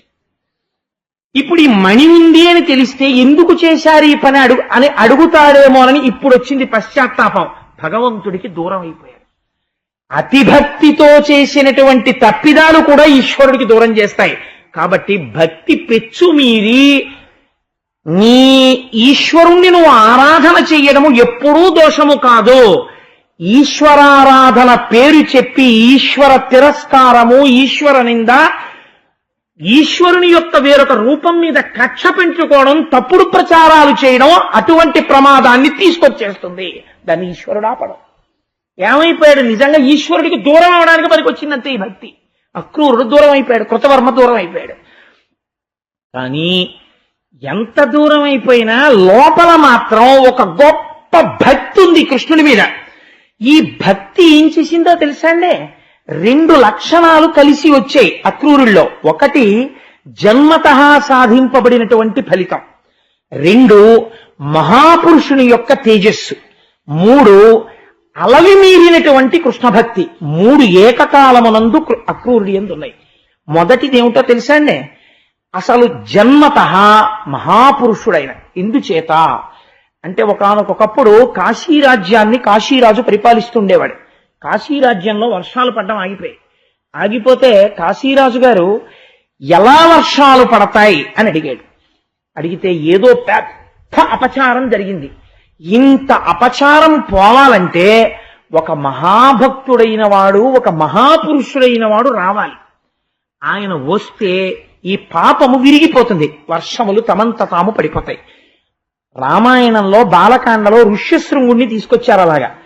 భాగవతంలో అలా కాశీరాజు గారు శ్వఫల్కుణ్ణి తీసుకెళ్లారు. శ్వఫల్కుడు రాగానే కాశీరాజ్యంలోకి మేఘాలొచ్చి బ్రహ్మాండమైన వర్షాలు పడ్డాయి. పరమ సంతోషాన్ని పొందినటువంటి కాశీరాజు 365 రోజులు నియమం తప్పకుండా ప్రతిరోజు గోదానం చేశాడు. అలా గోదానం చేస్తే తనకి పుట్టినటువంటి కుమార్తె అయిన గాంధిని శ్వఫల్కుడికిచ్చి వివాహం చేశాడు. ఇంతటి ఫలితాన్ని పొందినటువంటి కాశీరాజు యొక్క కూతురైన గాంధినితో వేరొక మహాపురుషుని యొక్క తేజస్సు కలిసింది. జన్మతః మహాభక్తుడైన అక్రూరుడు జన్మించాడు, శ్వఫల్కుడితో సమానమైన వాడు. ఇంతటి దీనికి కృష్ణ భగవానుని యొక్క దర్శనము, శ్రీమన్నారాయణ దర్శనము ఎవ్వరూ పొందనటువంటి ఆ భోగి భోగ పర్యంక మధ్యంబున వలనొప్ప పచ్చని వలువవాని అటువంటి శ్రీమన్నారాయణ దర్శనం యమునా నది గర్భంలో చేశాడు. అంతటి మహాభక్తి తత్పరుడు. ఆ భక్తి అతిశయించిపోయి దోషం చేశాడు, కానీ ఆయన యందు మాత్రం పరమభక్తి ఉండిపోయింది. అందుచేత కృష్ణుడు కూడా నిలదీయలేకపోయాడు. ఈశ్వరుడే ఎక్కడున్నా ఇంతటి భక్తుడు వెళ్ళిపోతే వర్షం కురవడం ఆగిపోయింది. ఈశ్వరుడు గొప్ప, భక్తుడు గొప్ప, భక్తుడే గొప్ప తీర్పు చెప్పింది శమంతకోపాఖ్యానం. ఎంత గొప్ప వృత్తాంతమో చూడండి శమంతకోపాఖ్యానం అంటే. కృష్ణుడున్నాడు ద్వారకలో, బలరాముడున్నాడు ద్వారకలో, వర్షాలు లేవు. ఎందుకు లేవు? అక్రూరుడు వెళ్ళిపోయాడు. ఎందుకు వర్షాలు పట్టలేదని అడిగాడు కృష్ణుడు. అక్రూరుడు వెళ్ళిపోయాడయా ఈ ఊరి నుంచి అన్నాడు. అటువంటి మహాత్ముడు ఊరి విడిచిపెట్టి వెళ్ళడానికి వీల్లేదు. మీరు వెళ్ళి కృష్ణ భగవానుడు పరమసాదరంగా తీసుకురమ్మంటున్నాడు అని తీసుకురండి అన్నాడు. అంటే మళ్ళీ వెళ్ళి స్వాగతం చెప్పారు అక్రూరుడికి. అక్రూరుడికి సత్రాజిత్తుకి ఉండే తేడా ఇదే. నేను తెలిసో తెలియకో ఆగ్రహంలో కృష్ణ భక్తిలో పొరపాటు చేసేశాను. భక్తి పొరపాటు చేయడానికి మార్గం కాకూడదు, భక్తి సంయమనానికి దారి తీయాలి ఎప్పుడు తప్ప. భక్తి అని పేరెట్టుకుని ఇంకొకళ్ళని విమర్శ చేయడం భక్తి ఎప్పుడూ అవదు. భక్తికి సంయమనము ఎంత అవసరమో శమంతకోపాఖ్యానం నిరూపణం చేస్తుంది. కాబట్టి ఏమైంది అంటే, మళ్లీ తిరిగి వచ్చినటువంటి అక్రూరుడికి సాదరంగా స్వాగతం చెప్పి కూర్చోపెట్టి అర్ఘ్యపాద్యాదులిచ్చి భోజనం పెట్టి నిండు కొలువు చేసి కృష్ణ పరమాత్మ అక్రూరుడితో ఒక మాట అన్నారు. మహానుభావ, నువ్వు చాలా గొప్పవాడివి, గొప్ప భక్తుడివి. నువ్వు వెళ్ళిపోతే వర్షాలు పడలేదు, నువ్వు ఈ ఊళ్ళో ఉండు. కానీ నాకు తెలుసు, నీకు తెలుసు ఒక విషయం, శమంతకమణి నీ దగ్గరే ఉంది. సత్రాజిత్తుని చంపిన శతధన్వుడు నీ ఇంట పెట్టి వెళ్ళాడు. లేదు అని నువ్వు అనకు. ఎందుకో తెలుసా? శమంతకమణిని నేనపహరించలేదు అన్న విషయం మా అన్నయ్యకి తెలియాలి. లేకపోతే మా అన్నయ్యకి అనుమానం వస్తుంది. ఎందుకని?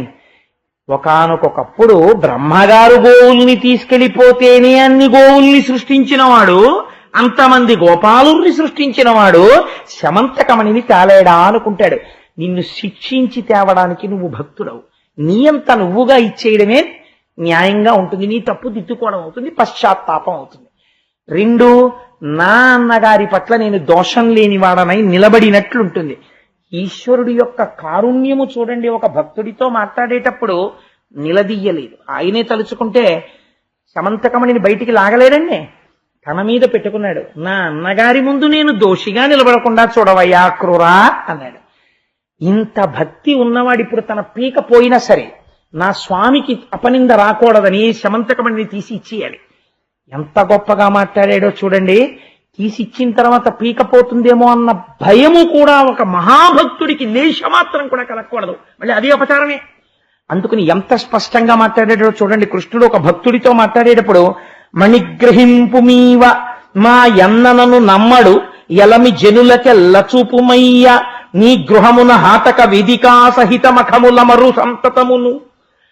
ఆ మణిని ఒక్కసారిలా చూపించు. అవును, నా దగ్గరే ఉంది, కృష్ణుడి దగ్గర లేదు. మా అన్నయ్య నమ్ముతాడు, నేను తీసుకోలేదు ఆ మణిని. 2, అది యథార్థమునకు ఎవరికి చెందాలి? సత్యభామకి చెందాలి. ఎందుకంటే సత్రాజిత్తు మరణించాడు కాబట్టి, ఆయన కూతురు కాబట్టి, పుత్ర సంతానం లేదు కాబట్టి సత్యభామకి వెళ్ళాలి. అయినా నాకు అక్కర్లేదు. సత్యభామ నా భార్య కాబట్టి, అల్లుణ్ణి కాబట్టి సత్యభామకి ఇవ్వడం కృష్ణుడికి ఇవ్వడం అన్నది రెండు ఉండవు. నేను తీసుకోవాలి, కానీ నాకు అక్కర్లేదు, నేను పుచ్చుకోను, నువ్వే తీసేసుకో. నీ ఇంటిలో ఒక బంగారు వేదిక మీద శమంతకమణిని పెట్టి, సత్రాజిత్తులో తీసుకెళ్లి ఎక్కడో దాచక్కర్లేదు, పెట్టి రోజు వచ్చినటువంటి 8 బారువుల బంగారంతో నిరంతర యజ్ఞ యాగాది నారాయణ సేవ భోజనాలు పెడుతూ నిరంతరం భాగవతులతో నీ జీవితాన్ని తరింప చేసుకో. శమంతకమణిని అలా వాడుకో, కానీ ఒక్కసారి చూపించు, మా అన్నయ్య దగ్గర నేను మాట పడనన్నాడు. అంతకు మించి నిగ్రహించలేదు అక్రూరుణ్ణి. వెంటనే కన్నుల నీరు కారుతూ, నా వలన నా స్వామికి నింద రావడమానని తన బట్టలో దాచుకున్న శమంతకమణిని తీసి ఇచ్చేశాడు అక్రూరుడు. ఆ శమంతకమణిని మొన్న మంగళసూత్రాలు చూపించినట్టు సభలో అందరికీ చూపించాడు కృష్ణుడు. ఇదిగో అక్రూరుడు ఉన్నాడు, అబద్ధం కాదు, అక్రూరుడు అబద్ధం ఆడ్డు, మహాపురుషుడు అని. అప్పుడు ఆ మణిని అక్రూరుడికి ఇచ్చేశాడు. అక్రూరుడు తీసుకెళ్లి తన ఇంటిలో బంగారు వేదిక మీద పెట్టాడు. అది రోజు 8 బారువుల బంగారం పెట్టేది. ఈ 8 బారువుల బంగారంతో రోజు చక్కగా యజ్ఞయాగాది క్రతువులు, ఇంటికొచ్చేటటువంటి వాళ్ళందరికీ గోపాలకృష్ణ గారు కోరుకున్న షడ్రసోపేతమైన భోజనాలు. ఇంకేముందండి, 5 రూపాయల డొనేషన్ అక్కర్లేదు. అయ్యప్ప స్వామి గుళ్ళో పూజల్లాగా హాయిగా ప్రతిరోజు అక్రూరుడింటికి వెళ్ళిపోతుండడం, యజ్ఞప్రసాదం తీసుకుంటూ ఉండడం, భోజనాలు చేస్తూ ఉండడం. అక్రూరుడికి కావలసిందేమిటి? ఎప్పుడు నారాయణ సేవ, భగవంతుడిని అలా సేవించుకోవడం. జీవితాంతం అలా సేవించుకోగలిగినటువంటి ఫలితాన్ని అక్రూరుడికి ఇచ్చాడు. ఇప్పుడు ఆ శమంతకమని ఏమైంది? ఈశ్వరార్చనకు ఉపయోగపడింది. ఎవడు ఈశ్వరార్చనకు శమంతకమని దగ్గర పెట్టుకున్నాడో వాడికి అది బరువు కాలేదు. అది హాయిగా రోజు అందరూ వచ్చి అదే శమంతకమని అని నమస్కారం పెట్టి వెళ్ళేవాడు. ఇప్పుడు దాన్ని ఎవడు ముట్టుకునేవాడు కాదు. ఎందుకని? దాంతోటే రోజు యజ్ఞయాగాదులు చేస్తారు. ఎవడి తరం దాన్ని ముట్టుకోవడం ఇప్పుడు ఎవ్వడూ ముట్టుకోవాలి. అలా అక్రూరుడి ఇంట్లో ఉండి ఆ యజ్ఞయాగాదుల చేత చక్కగా వర్షాలు పడుతూ అందరూ శోభిల్లుతూ, ఆనాడు క్షీరసాగర మదనంలో వచ్చిన కామధేనువు ఋషులకెళ్ళినట్టు ఈ శమంతకమణి చివరికి అక్రూరుడి దగ్గరికి వెళ్ళి శాంతించినది. ఈ కథ ఇన్ని మలుపులు తిరగడంలో పరమోత్కృష్టమైనటువంటి ఈ ఆఖ్యానాన్ని ఎవరు వింటున్నారో అటువంటి వారందరికీ కూడా ఒక దివ్యమైన ఫలితం వస్తుంది అని చెప్పారు పోతన గారు. ఎందుకు ఈ శమంతకోపాఖ్యానాన్ని భాగవతంలో చెప్పవలసి వచ్చింది అంటే, ఎవరెవరు దీన్ని వింటున్నారో ఘనుడు భగవంతుడు ఈశ్వరుడు అనఘుడు మణి తెచ్చి ఇచ్చినట్టి కథనమున్ వినిన పఠించిన తలచిన జనులకు దుర్యశము పాప సంఘము తొలగున్. చాలా కాలం నుంచి తను చెయ్యని నేరానికి తన మీద అపనిందతో ఉన్నవాడెవరైనా వింటే, అటువంటి వాడు తన మీద ఉన్న అపనింద తాను తొలగించుకోలేకపోతే ఈ శమంతకోపాఖ్యానాన్ని చదివినా, విన్నా, మనసులో ఒక్కసారి తలుచుకున్నా అటువంటి వారికి ఉత్తర క్షణం ఆ అపనింద పోయేటటువంటి అవకాశము కలుగుతుంది. 2, వారికి ఉన్నటువంటి పాపరాశి ధ్వంసమైపోతుంది. మహాభక్తుడైన అక్రూరుడి చరిత్ర అంతర్లీనంగా వెళ్ళింది కాబట్టి ఈ 2 ఈ శమంతకోపాఖ్యానంలో అంతర్లీనముగా ప్రతిపాదింపబడినవి అని ఈ ఫలశ్రుతిని చెప్పి ఒక్క మాట మాత్రం చెప్పారు. ఏమనంటే, ఈ కథనమున్ వినిన, పఠించిన, తలచిన ఇవి జరగాలి అంటే విశ్వాసం ఉండాలి. మొట్టమొదట ఈశ్వరవాక్కు మీద విశ్వాసం లేని సత్రాజిత్తే కదా ఇన్ని బాధలు పడ్డాడు. ఇక్కడ నమ్మి, అదేమిటండి వినేస్తే అలా అయిపోతుందా అంటే వాడు సత్రాజిత్తే. అలా అవుతుంది అని నమ్మగలిగితే వాడు మహాపురుషుడు అవుతాడు. కాబట్టి ఇటువంటి ఫలితాన్ని పొందుతాడు అని ఒక అద్భుతమైనటువంటి ఆఖ్యానంతో పోతనామాచ్యుల వారు శమంతకోపాఖ్యానాన్ని పూర్తి చేశారు. రేపటి రోజున ఒక అద్భుతమైనటువంటి విషయాన్ని ప్రతిపాదన చేస్తాను. రేపు మిగిలినటువంటి అష్టభార్యలు ఎవరు, ఎవరెవరిని వివాహం చేసుకున్నాడు, ఆ యనమండుగురు ఎవరు, రేపటి రోజున కృష్ణుడికి యనమండుగురితో ఇంకా ఒక 16,000 మందితో వివాహం జరుగుతుంది. రేపు నరకాసుర వధ జరుగుతుంది, సత్యభామ బయలుదేరుతుంది. రేపు ఆ పరమ పవిత్రమైన ఆఖ్యానమును చెప్పగలిగిన అదృష్టమును ఈశ్వరుడు నాకు కృపచేత కటాక్షించుగాక అని ఈశ్వరుణ్ణి ప్రార్థన చేస్తూ